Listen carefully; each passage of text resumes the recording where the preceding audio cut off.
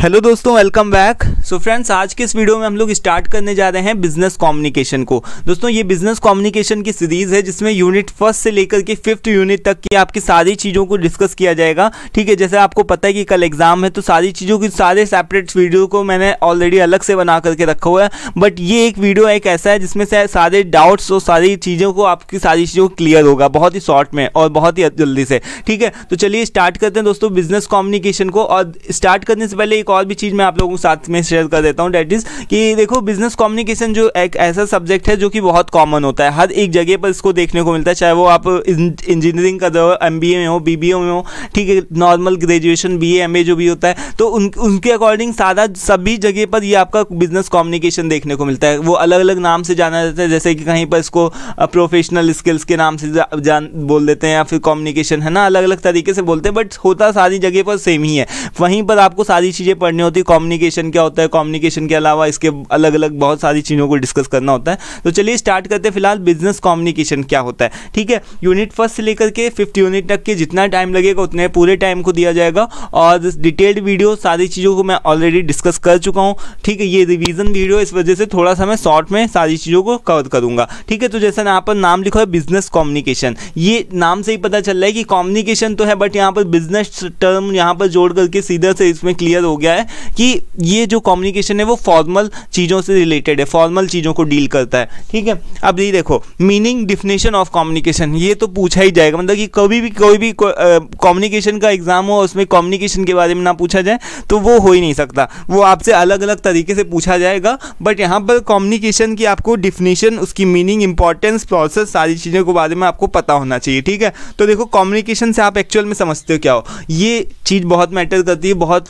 सारे लोगों को इसको दिक्कत होती है, और बहुत सारे लोग इसमें क्या करते हैं, बहुत बड़े बड़े पेजेस को लिखते हैं, बहुत बड़ी थ्योरीज को लिखते हो। ठीक है, वो सब सही बात है, बट आप सिंपल शब्दों में यहाँ पर ये चीज़ समझ लो कि ये कुछ नहीं होता है। ये क्या होता है कि act of transferring information from one place, person और ग्रुप टू अनदर। यहाँ पर 2 बार प्लेस लिखा हुआ है, इसको हटा दीजिएगा। ठीक है, transferring information from one place, person और ग्रुप टू अनदर, मतलब कि एक जगह से, एक स्थान से, एक ग्रुप से दूसरी जगह तक जब हम भी इंफॉर्मेशन को शेयर करते हैं, वही हमारा क्या होता है, कम्युनिकेशन होता है। ठीक है, यानी कि अगर मैं एक जगह से बैठ करके दूसरी जगह पर से आपको यहाँ पर से कम्युनिकेट कर रहा हूँ, अपनी चीज़ों को बता दो, ये क्या है हमारा कम्युनिकेशन। आप वीडियो को देख रहे हो, सुन रहे हो, समझ रहे हो, ये क्या है, कम्युनिकेशन है। तो यानी कि एक जगह, प्लेस से, पर्सन से और ग्रुप से दूसरी जगह तक की बातों को पहुँचाना, इंफॉर्मेशन को डील करना, यही क्या है, कम्युनिकेशन कहलाता है। ठीक है, इसमें 2 लोगों का इन्वॉल्व होना जरूरी होता है, एक बताने वाला, यानी कि एक जो इन्फॉर्मेशन प्रोवाइड करने वाला, और दूसरा इन्फॉर्मेशन को रिसीव करने वाला। तो वन सेंडर और वन रेसिपिएंट, मतलब कि एक सुनने वाला और दूसरा क्या है, समझने वाला या सुनने वाला होना चाहिए। ठीक है, एक बोलने वाला और दूसरा सुनने वाला। ठीक है, तो यही 2 लोगों को डील करता है। इसके अलावा जो इन शॉर्ट में अगर बात किया जाए तो it is a continuous process, telling, listening and understanding. अब देखो, ये 3 चीज़ें, जैसे कि एक बोलेगा, वो क्या बोलेगा, यानी कि वो टेलिंग कर रहा है, यानी कि वो बोल करके चीज़ों को बता रहा है। और जो दूसरा है, जैसे कि आप हो, तो वो क्या कर रहे हो, लिसन कर रहे हो, सारी चीज़ों को सुन रहे हो, और सुन करके क्या कर दो, समझ रहे हो। तो ये प्रोसेस किसका होता है, टेलिंग, लिसनिंग और अंडरस्टैंडिंग का। ये 3 चीज़ें आपको ध्यान रखनी है। और 3 चीज़ों के अलावा अगर आपके पास में कोई और भी, जैसे स्कॉलर्स होते हैं अलग अलग, अकॉर्डिंग टू इनके अकॉर्डिंग, उसके अकॉर्डिंग, है ना, जैसे कोई स्कॉलर्स के नेम के बेसिस पे भी उनकी डिफिनेशन को लिखा जाता है, तो वो सब आप कर सकते हो अपने हिसाब से। ये सारी चीज़ों को मैंने डिटेल में सारी चीज़ों को ऑलरेडी बता करके रखा हुआ है। सारी चीज़ों का लिंक आप लोगों को डिस्क्रिप्शन बॉक्स में मिल जाएगा, या फिर आप देख सकते हो जा करके। ठीक है, तो अभी देखो कि जैसे कि आपको ये सारी चीज़ें, तो यहाँ पर से आपको 3 चीज़ें आपको जरूर से लिखनी है। इसके अलावा अब इसके इंपॉर्टेंस की बात है, तो इसका इंपॉर्टेंस तो भैया बहुत है ना। कहीं पर भी आप अपने मन से भी इसको बना करके, सोच करके देख सकते हो कि बिजनेस की ग्रोथ को करने के लिए, अपनी ट्रेनिंग में, एजुकेशन को रिसीव करने के लिए, ठीक है, इसके अलावा कि लोगों को समझाने के लिए, खुद समझने के लिए, ठीक है, फॉर अंडरस्टैंडिंग एंड कॉर्पोरेट करने के लिए, लोगों के साथ में, है ना, समन्वय बनाने के लिए, अपनी पर्सनल और प्रोफेशनल लाइफ के लिए। ठीक है, और बहुत सारी प्रॉब्लम्स हो गई, जैसे कि मिसमैनेजमेंट हो गया, कंफ्यूजन हो गया, इन सारी चीज़ों को दूर करने के लिए, मिसअंडरस्टैंडिंग हो गया, और कम्युनिकेशन की क्राइसिस हो गया। तो ये सारी चीज़ों को दूर करने के लिए भी हम लोग क्या करते हैं, कम्युनिकेशन का यूज़ करते हैं। भाई, बातों के ही थ्रू तो आप दूर करोगे ना, तो ये सारी चीज़ें क्या हो गई, इंपॉर्टेंस हो गई। ठीक है, तो इंपॉर्टेंस में कुछ खास नहीं है। अब देखो, यहाँ पर देखो, प्रोसेस आ गया, प्रोसेस ऑफ कम्युनिकेशन। जब प्रोसेस ऑफ कम्युनिकेशन की बात होती है, तो यही एक चीज़ होती है दोस्तों, ये क्या होती है, काफ़ी इंपॉर्टेंट होती है। Process of communication bar bar question पूछा जाता है, है जिसमें से आपके 6 प्रोसेस होते हैं, यानी कि 6 स्टेप्स होते हैं। 6 स्टेप्स को अच्छे से याद कर लो। सबसे पहला यहाँ पर से स्टार्ट होते हैं कम्युनिकेटर और सेंडर, यानी कि जो भी स्टार्ट करेगा, जो भी मैसेज को डिलीवर करना स्टार्ट करेगा। जैसे मैं हूँ, मैं अपना जो भी मैसेज आपको दे रहा हूँ, जो भी मैं चीज़ों को बोल करके बता रहा हूँ, ये क्या है, ठीक है, कम्युनिकेटर हूँ, मतलब मैं आपको चीज़ें बोल करके बता रहा हूँ। अब किसके थ्रू बता रहा हूँ, कोई मेरे पास में मैसेज है या फिर इंफॉर्मेशन है, बोल करके बता रहा हूँ, लिख करके बता रहा हूँ, प्रेजेंट करके बता रहा हूँ पीपीटी के थ्रू, तो ये क्या है, हमारा मैसेज हो गया, यानी कि मैसेज है। और चैनल या फिर टूल, जैसे कि आप ऑनलाइन देख रहे हो तो ये आपका चैनल हो गया, ठीक है। अगर ऑफलाइन भी देखते या फिर फेस टू फेस बात करके, लिख करके बात करते, तो ये सब क्या था, यानी कि किस तरीके से, कौन से चैनल के थ्रू आप बात कर रहे हो। तो चैनल का मतलब क्या हो गया कि the tool which makes a bridge between the sender and the receiver, यानी कि आप एक तरीके से इसको आप टूल बोल सकते हो कि आपकी और बीच में जो भी एक तरीके का ब्रिज बन रहा है, कौन बन रहा है यहाँ पर, अभी यहाँ पर ऑनलाइन बन रहा है, ठीक है। अगर आप मेरी वीडियो को देख रहे हो तो यह क्या है, हमारा ऑनलाइन ब्रिज है, ठीक है। तो यहाँ पर जिस भी टूल के थ्रू हम एक दूसरे के साथ में कम्युनिकेट कर पा रहे हैं, आप मेरी बातों को सुन पा रहे हो, मैं अपनी बातों को आपको बता पा रहा हूँ, वही हमारा क्या होता है, टूल और मीडियम। अब देखो यहाँ पर 4th नंबर पे आता है हमारा handling of message. Handling of message का मतलब क्या होता है कि when message reaches the audience successfully, है ना, विदाउट एनी डिले, और यू कैन से कि अगर बहुत सारे अलग अलग हर्डल्स होते हैं तो उन सभी बाधाओं के चलते अगर जो भी आसानी से आपके तक जो भी मैसेज पहुंच जाता है,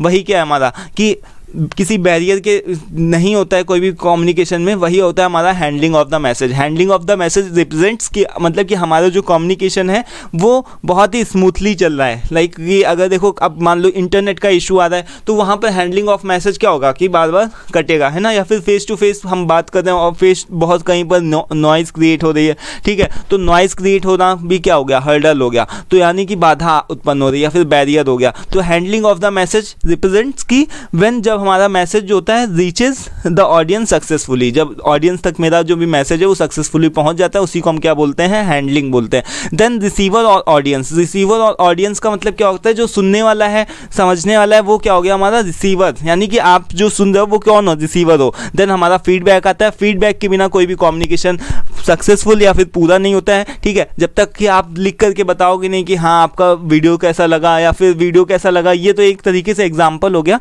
मान लो उसमें आप बताओ कि हाँ ठीक है, कहीं पर इंप्रूवमेंट की जरूरत लगे वो चीज़ बताओ। तो इसी तरीके से अलग अलग जगहों पर, कंपनी में, ऑर्गेनाइजेशन में देखा जाता है कि सारी चीज़ें, ये सारी चीज़ें होती हैं। अब मान लो सुनने वाले ने सुन तो लिया बट उसका अगर कोई रिस्पॉन्स नहीं मिला तो मुझे कैसे पता चलेगा, ठीक है। ये तो अलग बात है कि चलो मान लो ठीक है वो आप नहीं बताते हो, बट अगर मुझे नहीं पता चले, लेट सपोज कि अगर मुझे नहीं पता चले कि मेरे वीडियोज़ को कितने लोगों ने देखा, ठीक है, मुझे व्यूज़ को नहीं पता चले, तो वो क्या होगा, यही तो हो गया हमारा, है ना, फीडबैक। कि अगर मुझे नहीं पता चले तो मैं आगे की वीडियोस को क्यों पोस्ट करूंगा, है ना, मैं लोगों को क्यों समझाऊंगा, क्योंकि मुझे पता चल रहा है कि फीडबैक ही नहीं मिला। तो वहां पर से फीडबैक एक इंपॉर्टेंट चीज़ होती है। फीडबैक क्या होता है, एक इंपॉर्टेंट चीज़ होती है, मतलब फीडबैक के बिना जो भी कम्युनिकेशन होता है उसको पूरा नहीं माना जाता। 6 इंपॉर्टेंट चीज़ कि यहाँ पर फीडबैक होता है। तो यही क्या होता है, प्रोसेस ऑफ कम्युनिकेशन। ये 6 थिंग्स हैं, 6 चीज़ें, इनको अच्छे से ध्यान रखना। अभी देखो मीडिया ऑफ कम्युनिकेशन, कौन कौन से मीडिया के थ्रू आप बात कर सकते हो, कम्युनिकेट कर सकते हो। तो ये आपका इसके अंदर आता है, जैसे चैनल और टूल ऑफ मीडिया में, मतलब कौन कौन से थ्रू आप बात कर सकते हो।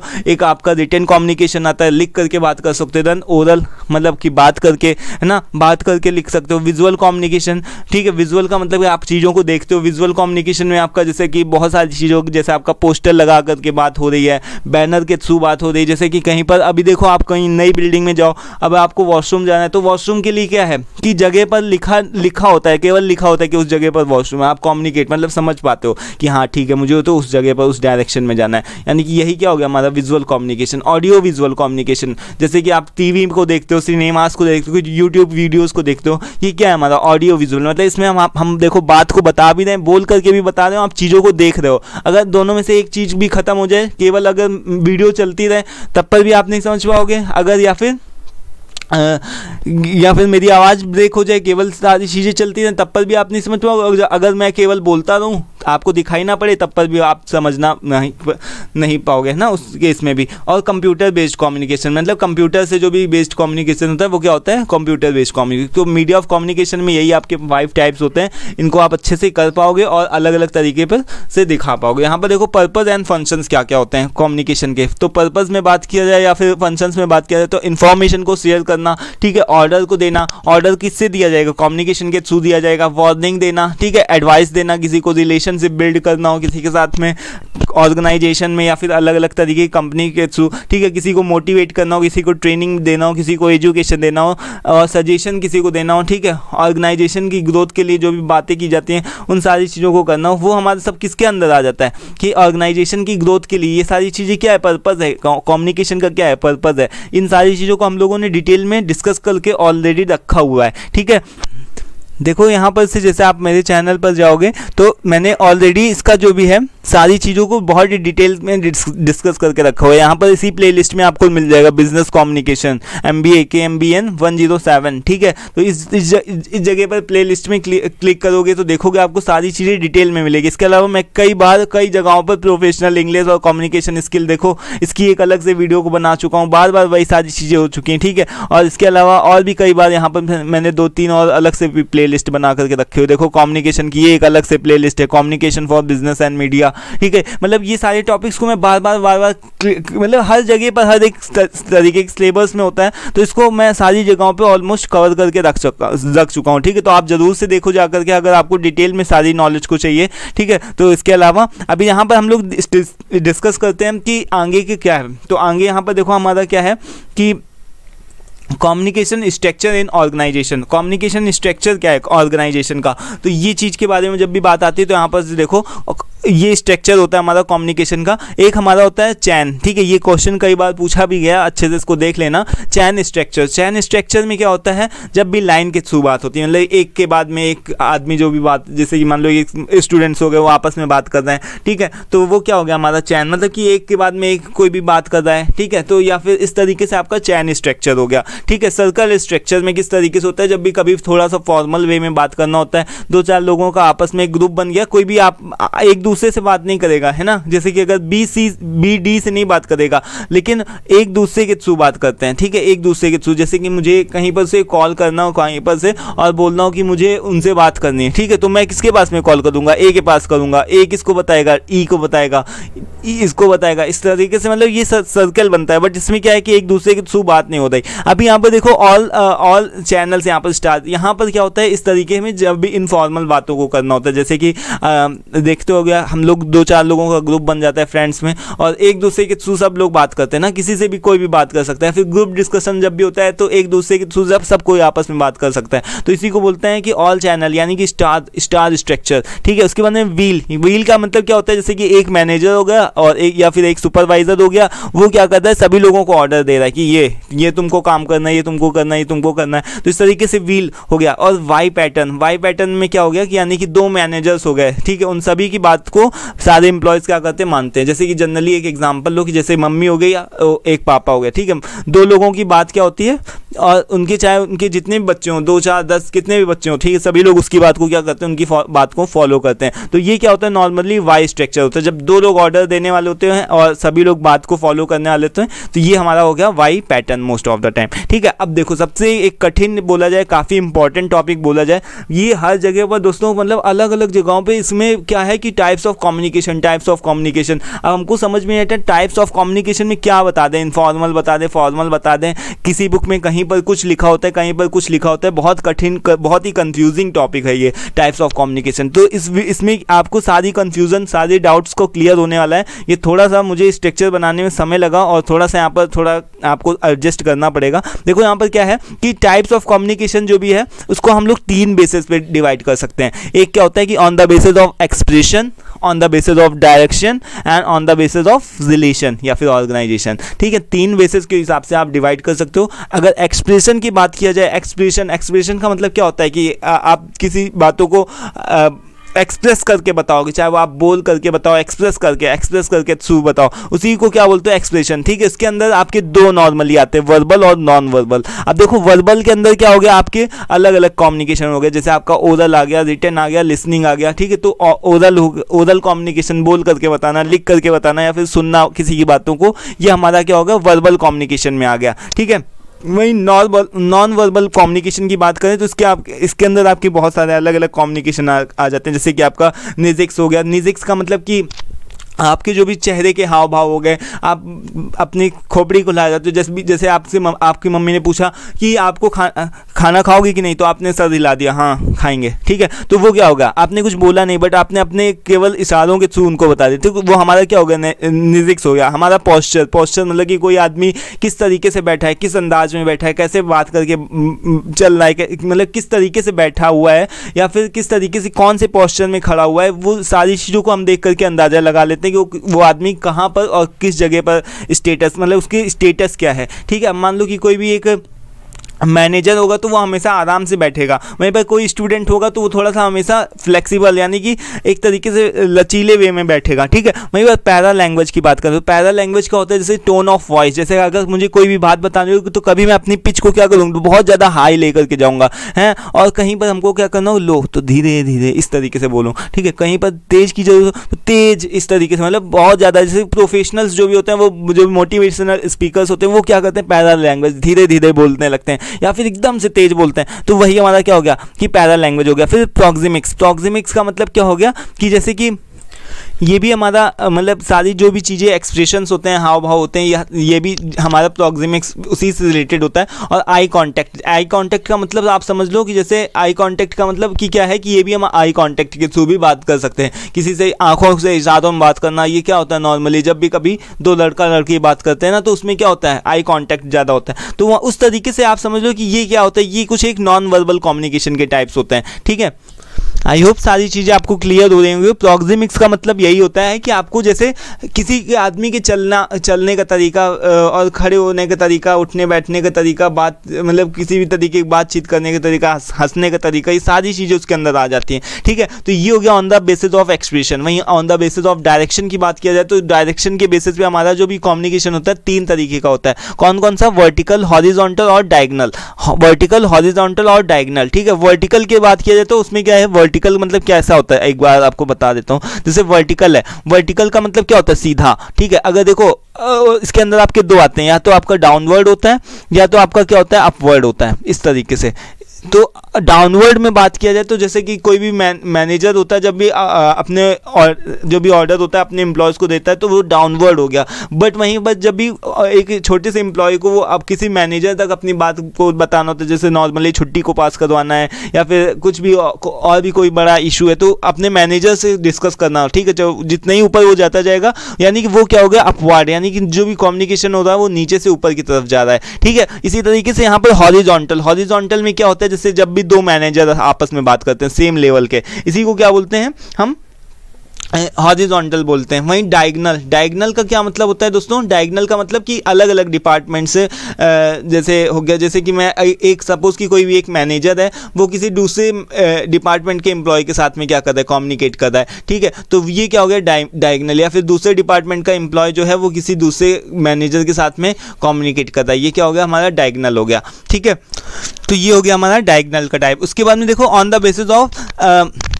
रिलेशन, है ना, रिलेशन के बेसिस पे या ऑर्गेनाइजेशन के बेसिस पे देखा जाए तो उसमें क्या होता है कि उसमें रिलेशन में एक हमारा होता है कि फॉर्मल, कौन से हम रिलेशन में किस तरीके से बात कर रहे हैं, तो एक हो गया हमारा फॉर्मल और दूसरा हो गया इनफॉर्मल का हम लोग ग्रेप वाइन के नाम से भी जानते हैं। ग्रेप वाइन इस वजह से बोलते हैं क्योंकि कोई भी आदमी कैसे भी बोल सकता है किसी भी तरीके, मतलब इनफॉर्मल, अपने दोस्तों के बीच में, अपने फैमिली के बीच में हम लोग कैसे भी बोलते हैं, उसमें कोई भी हम खास बातों का ध्यान नहीं रखते कि हमको कैसे उठना है। वहीं पर जब मान लो हमको इंटरव्यू देने के लिए जाना है, ठीक है, या फिर अपने किसी बॉस से बात करनी है कुछ भी, तो उसमें क्या होता है हम फॉर्मल बहुत ही चीज़ों का ध्यान रखते हैं, ये आइए सर, नहीं आइए, मतलब बैठने उठने का भी ध्यान रखते हैं। तो थोड़ा सा अपनी बातों में, अपने जो भी बॉडी लैंग्वेज में भी अपना थोड़ा हमको ध्यान रखना होता है और अपनी शब्दों पर भी कंट्रोल करना होता है। तो इस वजह से उसको हम क्या बोलते हैं, फॉर्मल बोलते हैं। अब देखो अगेन फॉर्मल जो भी होता है वो अलग अलग तरीके का होता है, अपवर्ड, डाउनवर्ड, हॉरिजॉन्टल, डायगोनल, जिसको अभी हम लोग यहाँ पर on the basis of direction में हम लोग डिस्कस कर चुके हैं। ठीक है, तो फॉर्मल जो भी है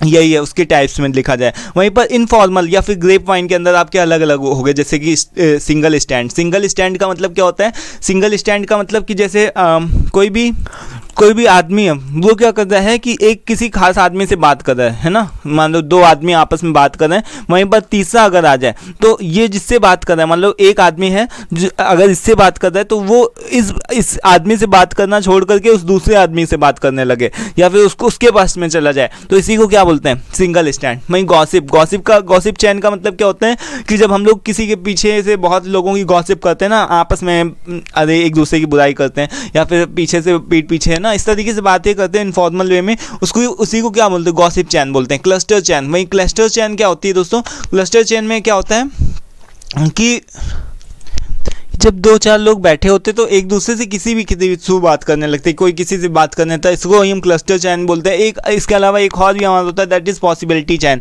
ठीक है, तो पॉसिबिलिटी चैन में क्या होता है कि कोई भी हम चीज़ों को पॉसिबल, जो भी जैसे कोई भी सपोज कि हमारे पास में कोई भी पॉसिबिलिटी है, जैसे कि मान लो कि कोई भी पॉसिबिलिटी आज बारिश होगी कि नहीं होगी, ठीक है, तो अब इसको हमको पता नहीं कि होगी या फिर नहीं होगी, लेकिन हमको क्या कर रहे हैं, हम एक तरीके से पॉसिबल चीज़ों का अंदाजा लगा रहे हैं और एक जगह से उसी बात को क्या कर रहे हैं दूसरी जगह से, अरे आज बारिश होगी तो दूसरा क्या करता है उस जगह से दूसरे व्यक्ति को ज़्यादा बताने। ठीक है, उसी को हम लोग पॉसिबल चैन बोलते हैं कि मतलब कि हमको पता नहीं कि इन्फॉर्मेशन के बारे में पता नहीं कि वो होगा भी या फिर नहीं होगा, एग्जैक्ट हमको नॉलेज नहीं है, बट एक दूसरे को सब क्या करते हैं कि ऐसा हो सकता है, ऐसा हो सकता है, ऐसा हो सकता है। एक दूसरे के थ्रू जो भी इन्फॉर्मेशन होती है वो आसपास हमारी फैल रही होती है ना, इसको हम लोग ऐसे ही बोल सकते हैं जैसे फालतू बातों का फैलना, तो वही हो गया हमारा जो पॉसिबिलिटी चैन। ठीक है, वहीं क्लस्टर चैन में क्या होता है, जैसे कि सपोज कि एक क्लास टीचर है, वो अपने ग्रुप के बच्चों को, अपने क्लास के बच्चों को सारी कोई भी बात को, इन्फॉर्मेशन को या फिर कोई भी तरीके की एजुकेशन को दे रहा है, ट्रेनिंग को दे रहा है। अब वो बच्चा क्या करता है दूसरी जगह पर से दूसरे ग्रुप को जाकर के बता देता है, कोई भी एक बच्चा क्या करता है दूसरे ग्रुप को बता देता है, दूसरे क्लासरूम में जाकर के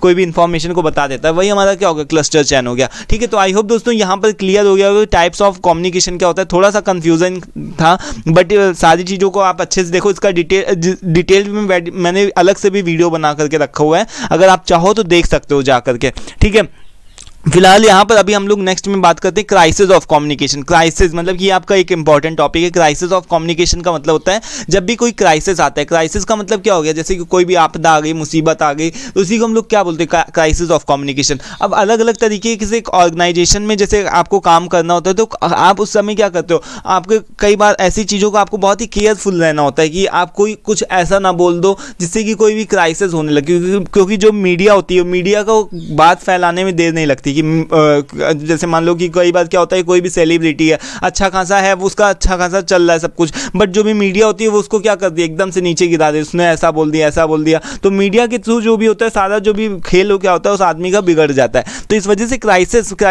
तभी होता है जब भी कोई कंपनी की इमेज डाउन हो जाती है या फिर उसकी रेपुटेशन गिरने लगती है। जैसे कि अगर एक बात किया जाए तो अभी देखो डोमिनोज में क्या हुआ था, डोमिनोज का वायरल वीडियो आप लोगों ने देखा होगा। डोमिनोज में क्या हुआ था कि एक आदमी था, वो लोग अनसैनिटरी वीडियो का, यहाँ पर जैसे एक लिखा हुआ कि डोमिनोज का वायरल अनसैनिटरी स्टाफ वीडियो है, या इसमें आप एग्जांपल में लिख भी सकते हो। आप देखोगे अगर इतनी टैगलाइन को डालोगे जाकर के डोमिनोज का अनसैनिटरी स्टाफ वीडियो, तो उसमें आपको सारी चीज़ें क्लियर होगी। एक आदमी होता है वो क्या करता है कि वो पिज्ज़ा को क्या करता है, सूंघ करके अपने बॉक्स में पैक करता रहता है। तो वो उस वीडियो को देख करके जो भी लोगों के बीच में क्या था, एक तरीके से ऐसी अफवाह फैल गई कि यहाँ पर डोमिनोज में तो इस तरीके से उसके ऊपर क्या करता है, पिज्ज़ा के ऊपर वो छींक देता है और इस तरीके से वो पैक भी करता है और खुश हो रहा होता है, और उसके साथ में एक लड़की भी होती है। तो वो वीडियो के हिसाब से आप एग्जाम्पल में दे सकते हो कि उससे क्या हुआ, वो वीडियो वायरल हो गया। अब वायरल होने के बाद में जो भी वहाँ के जो भी कस्टमर है डोमिनोज के, वो क्या होने लगे, धीरे धीरे कम होने लगे। वो लोग पिज्ज़ा को खाने के लिए क्या करने लगे, कम करने लगे, और इससे जो भी एक पर्टिकुलर कंपनी थी उसको भी काफ़ी ज़्यादा नुकसान हुआ, यानी कि उसकी इमेज पे, उसके रेपुटेशन पे एक बहुत बुरा इफेक्ट पड़ा, यानी प्रभाव पड़ा। इसी को क्या बोलते हैं, क्राइसिस, यानी कि क्राइसिस। अब वो जो कंपनी थी डोमिनोज, वो किस में आ गई, मुसीबत में आ गई। इसी वजह से देखो जो भी हॉस्पिटैलिटी इंडस्ट्रीज होती है, जैसे कि जो सर्विस प्रोवाइड करती है हमको, जैसे खाने से रिलेटेड, रेस्टोरेंट से रिलेटेड, होटल्स में जाओगे तो आपको बहुत अच्छी तरीके से बात किया जाएगा, ऐसा, क्योंकि अगर आप नहीं वहाँ पर से अच्छे से तरीके से बात किया जाएगा तो फिर आप दोबारा दोबारा जाओगे भी नहीं और दूसरों को और मतलब अवेयर करोगे कि उस होटल में तो मत जाना, उसमें ऐसा होता है ना, उसमें सही तरीके से बात नहीं होती, उसमें खाना अच्छा नहीं मिलता है। तो इस तरीके से सारी चीज़ों का बहुत ज़्यादा ध्यान रखा जाता है। तो क्राइसिस ऑफ कम्युनिकेशन यही रिप्रेजेंट करता है कि जब भी क्या है कि enables organisation to protect its reputation, मतलब कि जब भी कोई भी ऑर्गेनाइजेशन की जो भी रेपुटेशन होती है वो गिरने लगती है तो उसी को हम लोग क्या बोलते हैं, क्राइसिस बोलते हैं उस ऑर्गेनाइजेशन के लिए। और जब जो भी जिस भी तरीके से एक कंपनी जो भी होती है वो सारी जिस भी तरीके से कम्युनिकेट करती है उस क्राइसिस को डील करने के लिए, अपने आप को प्रोटेक्ट करने के लिए, यानी अपनी रेपुटेशन को दोबारा गेन करने के लिए, ठीक है, तो उसको ही क्या बोलते हैं, क्राइसिस ऑफ कम्युनिकेशन बोलते हैं। जैसे डोमिनोज के साथ में ऐसा हुआ। अब देखो उसके ऊपर क्या हुआ, क्राइसिस आ गया। अब क्राइसिस आने के बाद में क्या हुआ, उसने क्या किया, उसने जो भी डोमिनोज था उन लोगों ने क्या किया, हाँ मतलब अपनी गलती को एक्सेप्ट किया और वो सारी चीज़ों को उस वजह से उसका क्या हुआ, रेपुटेशन जैसे पहले था मार्केट में और उसी तरीके से उसके फिर से रेपुटेशन वैसे ही आ गया। व्हेन क्राइसिस और बिजनेस डिसेप्ट स्ट्राइक, ठीक है, तो वहाँ पर जब भी स्ट्राइक हो जाती है तो इसी को हम क्या बोलते हैं, क्राइसिस बोलते हैं। और जब ये सारी चीज़ों को डील किया जाता है जिस भी तरीके से कम्युनिकेशन के थ्रू, इसी को क्या बोलते हैं, क्राइसिस ऑफ कम्युनिकेशन बोलते हैं। इसमें डोमिनोज का आप एग्जाम्पल लिख सकते हो। अब इसके 3 फेसेस होते हैं। 3 फेसेस में जैसे प्री क्राइसिस होता है। प्री क्राइसिस में क्या कर सकते हो, जैसे कि सपोज कि आप कुछ पहले से आप चीज़ों को ट्रेंड कर सकते हो, लोगों को ट्रेंड करके देख सकते हो। जैसे आपने सिक्योरिटी की जगह आपने देखो सीसीटीवी कैमरा लगा करके रखा हुआ है, या फिर आपने देखो क्या है पहले से उनको सेफ्टी की या फिर टेस्टिंग की और ट्रेनिंग की सारी चीज़ों की आपने ट्रेनिंग वगैरह प्रोवाइड करके रखी हुई है, ठीक है। अगर मान लो कि उस आदमी को पहले से ही सेफ्टी से रिलेटेड या ट्रेनिंग पहले से अच्छी तरीके से दी जाती तो वो आदमी ऐसा करता ही नहीं, है ना। तो वो गया हमारा प्री क्राइसिस, मतलब कि क्राइसिस से बचने के लिए हमें क्या करते हैं, प्री क्राइसिस करते हैं। लेकिन उसके बाद में भी अगर क्राइसिस आ जाती है तो उसको हम लोग क्या बोलते हैं कि क्राइसिस की स्टेज, मतलब उस केस में आप क्या करोगे, जब आपके सामने मान लो विपदा या मुसीबत आ गई है तो उस केस में आप क्या करोगे। तो इसमें आपको क्या करना रहता है, उसमें आपको तुरंत रिस्पॉन्ड करना रहता है। ऐसा नहीं कि चुपचाप किसी कोने में जाकर के बैठ गए, एक्शन प्लान्स लेने होते हैं और जो भी है सॉल्यूशंस प्रोवाइड करने रहते हैं तुरंत एक्शन प्लान के साथ में। कि जब अब मान लो कि उस अगर जो भी है डोमिनोज ने अगर अपनी गलती को ना एक्सेप्ट किया होता, वो ना सामने से कम्युनिकेट किया होता, तो अभी भी उसकी मार्केट में रेपुटेशन जो होती है वो क्या होती है, एकदम लो होती, ठीक है। अब देखो उसके बाद में पोस्ट क्राइसिस के बाद में अब जब मान लो क्राइसिस खत्म होगी, उसने पहले से जैसे अपनी रेपुटेशन को गेन कर लिया, तो अब वो हमेशा क्या करेगा, इस चीज़ के बारे में अवेयर रहेगा कि आप फिर से ऐसा केस ना हो जाए, फिर से ऐसी चीज़ ना हो जाए। तो वो क्या करेगा, अपनी जो भी कैपेबिलिटीज उसको क्या करेगा और अपग्रेड करता रहेगा, बढ़ाता रहेगा, रिव्यू बार बार चीज़ों को चेक करता रहेगा और रिस्टोर, यानी कि जो भी पहले की जो जैसे उसकी सिचुएशन थी मार्केट के अंदर वैसी उस सिचुएशन को फिर से वो रिस्टोर करके रखेगा। तो इसी चीज़ को हम लोग क्या बोलते हैं, क्राइसिस ऑफ कम्युनिकेशन। इसके ऊपर भी मैंने डिटेल्ड वीडियो बनाया हुआ है, आप चाहो तो देख सकते हो जा करके। अब देखो यहाँ पर बात आती है प्रिंसिपल ऑफ कम्युनिकेशन या फिर 7 C's, बहुत इंपॉर्टेंट है, ठीक है। आपके एग्जामिनेशन के पर्पज से आपके 7C में आपका सबसे पहला आता है आपकी क्लियरिटी, यानी कि आपकी बातों में क्लियरिटी होनी चाहिए। दूसरा आपका आता है करेक्टनेस, आपकी बातों में क्या होना चाहिए, आपकी जो भी लिखते हो रिटन कम्युनिकेशन करते हो वो आपकी करेक्ट हो, मतलब कि ऐसा नहीं कि आपने कुछ भी बोल दिया, कुछ भी लिख दिया, है ना। उससे क्या होता है, लोगों का ट्रस्ट जो होता है वो आप पर से क्या होता है, धीरे धीरे कम होने लगता है। तो इस चीज़ के बारे में आप अवेयर रहो कि आप जो भी बोल रहे हो, जो भी लिख रहे हो वो सही होना चाहिए, ठीक है। आपकी एकदम करेक्ट और एक्यूरेट नॉलेज होनी चाहिए। फिर आगे देखो कंप्लीटनेस, आपकी जो बातें होनी चाहिए या फिर लिख करके बताओ, बोल करके बताओ, उसमें कंप्लीटनेस होनी चाहिए, ठीक है। इसके अलावा कंसाइजनेस, कम शब्दों में आपको अपनी बात को रखना आना चाहिए, ठीक है। फिर यहाँ पर 5th नंबर में क्या है, कंसिडरेशन। कंसिडरेशन का मतलब क्या होता है कि दूसरों के पॉइंट ऑफ व्यू से सोचो कि सामने वाला आपसे क्या सुनना चाह रहा है, यानी कि उसको ऑडियंस को अपनी एम्पथाइज करो, ठीक। अगर मैं दूसरों को नहीं एम्पथाइज करूंगा तो मैं मेरी वीडियो को कोई देखेगा ही, है ना। तो ये क्या, अपनी ऑडियंस को एम्पथाइज करना। फिल्म इंडस्ट्री वाले क्या करते हैं, वो जानते हैं, अगर वो चाहें तो बहुत ही हाई फाई और बहुत ही अच्छे से वीडियोस को, जो भी फिल्म को वो बनाए, बट वो सिंपल वीडियोस को क्यों बनाते हैं, सिंपल फिल्म्स को क्यों बनाते हैं, ताकि उनको पता है कि जो भी ऑडियंस है उसकी वो क्या है, सिंपल है। ज़्यादातर लोग रूरल एरिया से बिलोंग करते हैं, गाँव से हैं, ठीक है। तो उसी भाषा में कुछ लोग क्या करते हैं, फिल्म्स को बनाते हैं और वो क्या होती हैं, फिल्में हिट हो जाती हैं, तो है ना। और जो ज़्यादा हाई फाई फिल्में होती हैं वो क्या होती हैं, वो ऐसे ही रखी रह जाती हैं, ठीक है। तो इसी को बोलते हैं या तो कंसीडरेशन, मतलब अपनी ऑडियंस को क्या करना, कंसीडर करना, उसको एम्पथाइज करना। 6 नंबर में आ गया आपका करेक्टनेस, यानी कि आपकी जो भी बातें होनी चाहिए उसमें क्या होनी चाहिए, सॉरी कंक्रीटनेस होनी चाहिए। कंक्रीटनेस का मतलब कि आपके जैसे कि जो भी आप विविड डिस्क्रिप्शन दो, अपनी बातों का क्या हो, शॉर्ट में डिस्क्रिप्शन भी दो और विविड, यानी कि पूरा सारी चीज़ों का डिस्क्रिप्शन होना। जैसे एक एग्जाम्पल लेते हैं, अगर कोई भी आदमी है वो किसी स्टूडेंट के बारे में बड़ाई कर रहा है तो वो क्या बोलेगा कि ये आदमी बहुत ही अच्छा है पढ़ने में, इसने ऐसा ऐसा काम किया है, ये बहुत ही अच्छे नंबरों से पास हुआ, उसकी जगह पर अगर वो केवल एक लाइन पर बोल दे कि इस बच्चे के 78% मार्क्स आए हैं लास्ट ईयर, है ना, तो इससे क्या होगा, उसकी पूरी इन्फॉर्मेशन भी पता चल गई कि अच्छा 78% मार्क्स भी आए, यानी कि वो बच्चा अच्छा भी है पढ़ने में, ठीक है। तो इस तरीके से वो क्या कर सकते हैं, विविड डिस्क्रिप्शन, मतलब कि डिस्क्रिप्शन भी पूरा होगा, कम शब्द भी लगे, इसी को बोलते हैं कंक्रीटनेस। उसके बाद में 7वें नंबर पे देखो कर्टसी। कर्टसी का मतलब होता है कि फ्रेंडली एटीट्यूड, अपना जो आपका एटीट्यूड होना चाहिए वो सबके साथ में फ्रेंडली होना चाहिए, यानी कि सबसे आप हंस करके बात करो, किसी से ये नहीं कि टेढ़ा मुंह बना करके बात करो, किसी के सामने बात ही नहीं करो, ये हो गया आपका friendly attitude. And do not use inserting, किसी के साथ में इंसर्ट उसको मत करो, उसको हार्मफुल वर्ड्स को ना पहुंचाओ,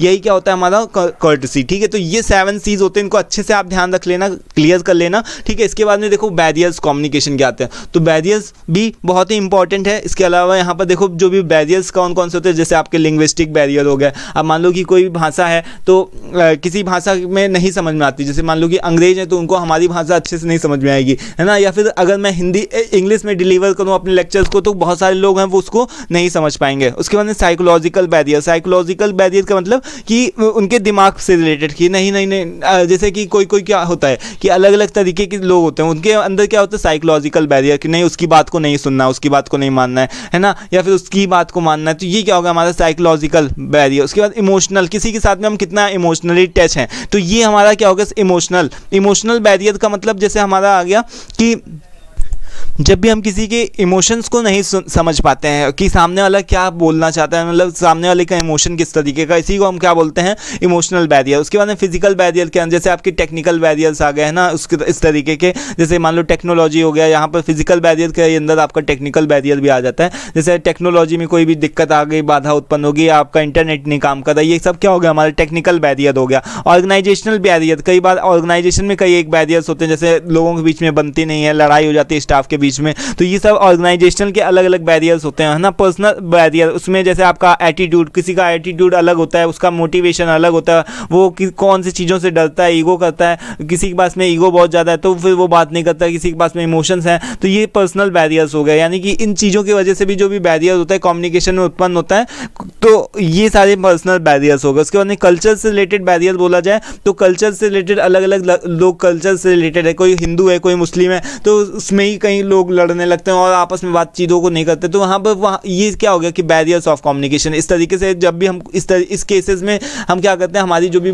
कम्युनिकेशन में बाधा उत्पन्न होती है या फिर हम एक दूसरे के साथ में कम्युनिकेट नहीं करते हैं फ्लुएंटली, तो उसको ही हम क्या बोलते हैं बैरियर्स इन कम्युनिकेशन। अब इसकी जो भी है स्ट्रैटेजीज अलग अलग हैं, आप उसको लिख सकते हो, जैसे कि उसके साथ में आप क्या क्या डील कर सकते हो, उसके लिए आप बहुत सारी चीज़ों को डील कर सकते हो। जैसे कि अगर एग्जांपल दिया जाए तो कि आप दूसरों की बातों को क्या करो, लिसन एक्टिवली, दूसरों की बातों को एक्टिवली लिसन करो। Use positive instead of negative language, यानी कि ये अपनी लैंग्वेज को हमेशा पॉजिटिव बना करके रखो। एम्पथाइज, अपनी ऑडियंस को एम्पथाइज करो, ठीक है। यूज़ ऑफ एप्रोप्रिएट लैंग्वेज, यानी कि अपनी जो भी है अपनी लैंग्वेज को अच्छा सा बना करके रखो, है ना। और इफेक्टिव कम्युनिकेशन को जो भी आपका चैनल है उसको सिलेक्ट करो, हो गया। और आपका टेक्निकल इश्यूज़ को चेक कर लो, जैसे माइक में आप बोलने जा रहे हो तो माइक के जो भी इश्यूज़ हैं उनको चेक कर लो कि कोई टेक्निकल इशू तो नहीं है। पीपीटी वगैरह को देख लो, सारी चीज़ों को। अब मैं भी वीडियो बनाता हूँ तो क्या है, सारी चीज़ें टेक्निकल सारी चीज़ों को देखता हूँ कि माइक काम कर रहा है कि नहीं, मेरी पीपीटी सही तरीके से व्यवस्थित है कि नहीं, एक के बाद एक क्या आएगा, है ना।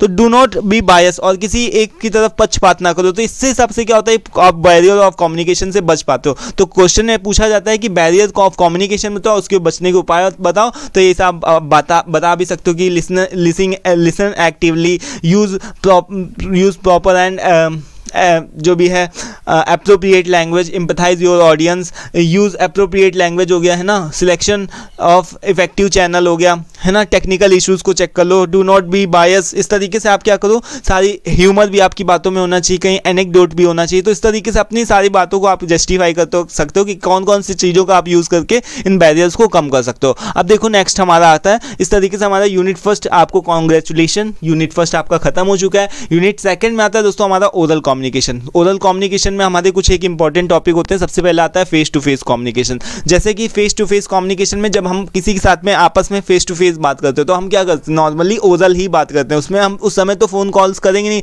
तो when communication is done by words, मतलब कि वर्ड्स के थ्रू बात हो, spoken is called oral communication. ठीक है, वर्ड्स यानी कि शब्दों से बात किया जाए, केवल मतलब बोल करके बात किया जाए, तो उसको ही हम क्या बोलते हैं, ओरल कम्युनिकेशन बोलते हैं, या इसको ही हम फेस टू फेस कम्युनिकेशन बोलते हैं। It includes sounds, words, language and speech, यानी कि अगर हमको बोल करके ओरल कम्युनिकेशन करना होता है तो हमको साउंड की जरूरत होती है, आवाज़ की जरूरत होती है, ठीक है, वर्ड्स की जरूरत होती है, शब्दों की जरूरत होती है, किसी एक पर्टिकुलर लैंग्वेज में बात कर जाते हैं, हिंदी, इंग्लिश, है ना। अब मैथ्स में तो बात किया नहीं जाएगा, या अलग अलग तरीके की भाषाएं होती हैं जो भी होती है, जैसे बांग्ला हो गया, है ना, और भी तमिल, पंजाबी जो भी हो गई आपकी, है ना, स्पीचेज हो गई आपका, स्पीचेज में यानी कि स्पीच, ये सारे चार आपके मेजर चीज़ें हैं जिसको आपकी ओरल कम्युनिकेशन में इंक्लूड होना पड़ता है। अगर ये चारों चीज़ें आपकी इंक्लूड है आपकी किसी भी तरीके के कम्युनिकेशन में, तो आपका कौन सा कम्युनिकेशन कहलाएगा, ओरल कम्युनिकेशन कहलाएगा। ठीक है, इसके अलावा यहाँ पर देखो कि मीडिया ऑफ ओरल कम्युनिकेशन देखा जाए, जैसे कि informal face to face talk, 2-4 लोग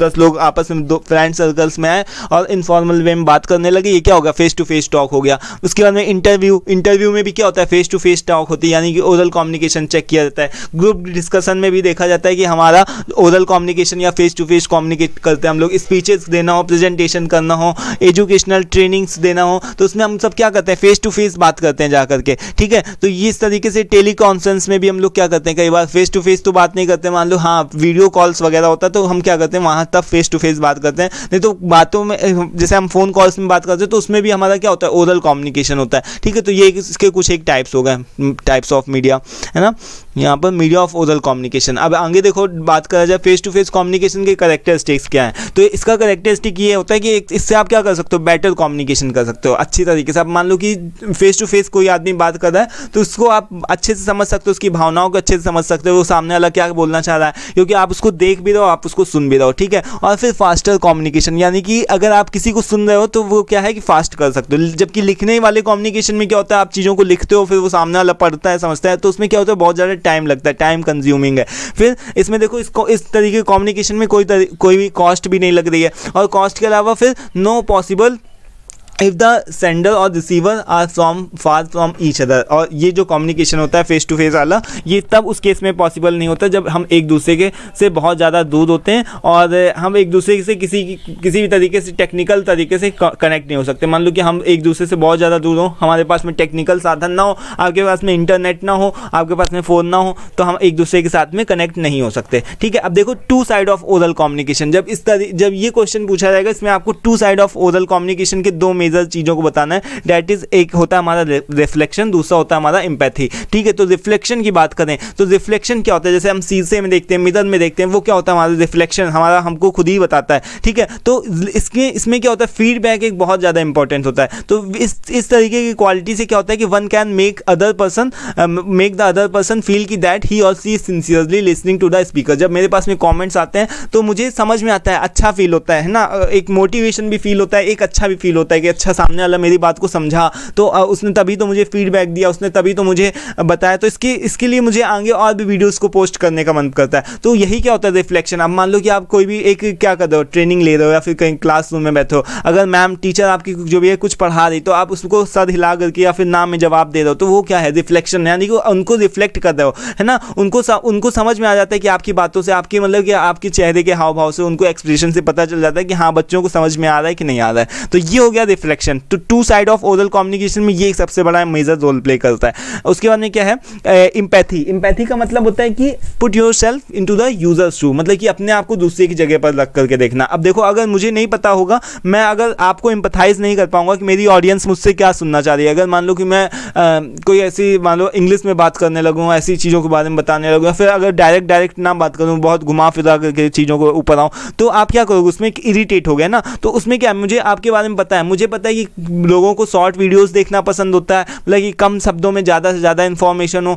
तो उसी तरीके की मैं भी चीज़ों को बनाने की कोशिश करता हूँ, उसी तरीके से एम्पैथाइज करके ही आपको बताने की कोशिश करता हूँ। वहीं टीचर्स के साथ में भी ऐसा होता है, उनको पता होता है कि कौन सी चीज़ें, कौन सा टॉपिक बच्चों को समझ में आएगा, कौन सा नहीं आएगा, तो वो क्या करते हैं, एम्पैथाइज करते हैं, यानी कि capability of seeing the things from the perspective of the others, यानी दूसरों की तरीके से दूसरों की चीज़ों को देखना, यानी कि अपने ऊपर से नहीं सोचना कि हम क्या डिलीवर करना चाह रहे हैं, हम क्या बताना चाह रहे हैं लोगों को, ये देखो कि लोग क्या आपसे सुनना चाह रहे हैं। ठीक है, इसको ही एम्पैथाइज बोलते हैं, एम्पैथी बोलते हैं। एम्पैथी के दोस्तों कुछ एक टाइप्स होते हैं। आपका क्या होता है, सबसे पहले एक स्टेज आती है आपकी कोग्निटिव सॉरी, इसमें देखो कोग्निटिव में क्या होता है, इस तरीके की जब भी एम्पैथी में क्या होता है कि जब भी कोई यूज़र होता है तो जैसे कि मान लो कि एम्पैथाइज, जैसे कि मान लो आप सड़क में देखा आपने किसी भी कोई भी गरीब महिला है, मान लो कि इसको देखा आपने और देख करके अरे ये क्या है, यानी कि आपने उसको क्या किया, केवल अंडरस्टैंड किया आपने, केवल उसको एक तरीके से सहानुभूति दिखाई, सिंपैथी कर दी, सीधी भाषा में बोले तो, है ना, उसके ऊपर कोई आपने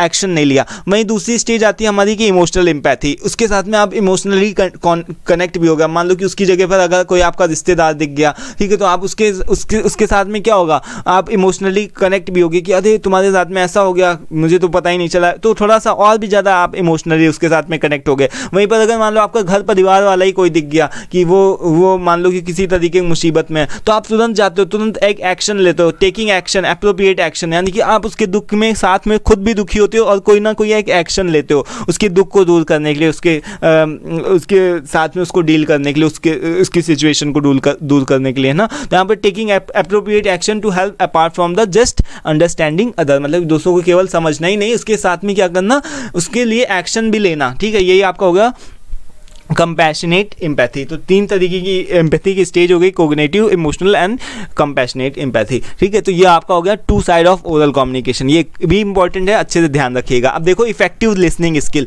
केवल बातों को बताना ही नहीं इंपॉर्टेंट होता है, कई बार उसको क्या है लिसनिंग, मतलब कि केवल सुनना भी इंपॉर्टेंट होता है। अगर आप सुनोगे नहीं, एक्टिवली सुनो, मतलब कि इधर उधर बातों में दिमाग लगाओगे, तो फिर वो क्या होगा, आपकी जो भी बातें होंगी वो कई बार मिस इंटरप्ट हो जाएंगी, यानी इन्फॉर्मेशन जो भी होगी वो चली जाएगी। क्लासरूम में ऐसे ही बैठो, केवल बैठो जा करके, सुनोगे नहीं जा करके, तो फिर क्या होगा, आपकी जो भी सारी बातें होंगी दूर चली जाएंगी, मतलब जो भी इन्फॉर्मेशन होगी वो सारी आप उसको नहीं ले पाओगे। तो लिसनिंग क्या होती है, इसको बहुत बड़ा आपको बताने की जरूरत नहीं। लिसनिंग जो होती है वो क्या होती है, की टू ऑल इफेक्टिव कम्युनिकेशन, यानी कि पूरी इफेक्टिव कम्युनिकेशन क्या होती है, एक तरीके से आप इसको बेस बोल सकते हो। ठीक है, तो इफेक्टिव कम्युनिकेशन तभी पॉसिबल है जब सामने वाले आपकी बातों को इफेक्टिवली लिसन कर सकता है। ठीक है, तो without the ability of listening effectively, यानी कि मैसेज कैन इजिली मिसअंडरस्टूड, इस तरीके से अगर आप चीज़ों को सुनोगे नहीं सही तरीके से, तो आपके जो भी मैसेजेस होंगे वो क्या होंगे, मिसअंडरस्टूड हो जाएंगे, लोग नहीं समझ पाएंगे। Hint to make listening active. ठीक है, अब कौन कौन सी चीज़ें जिससे आप इफेक्टिवली सुन सकते हो, एक आपको क्या करना रहेगा,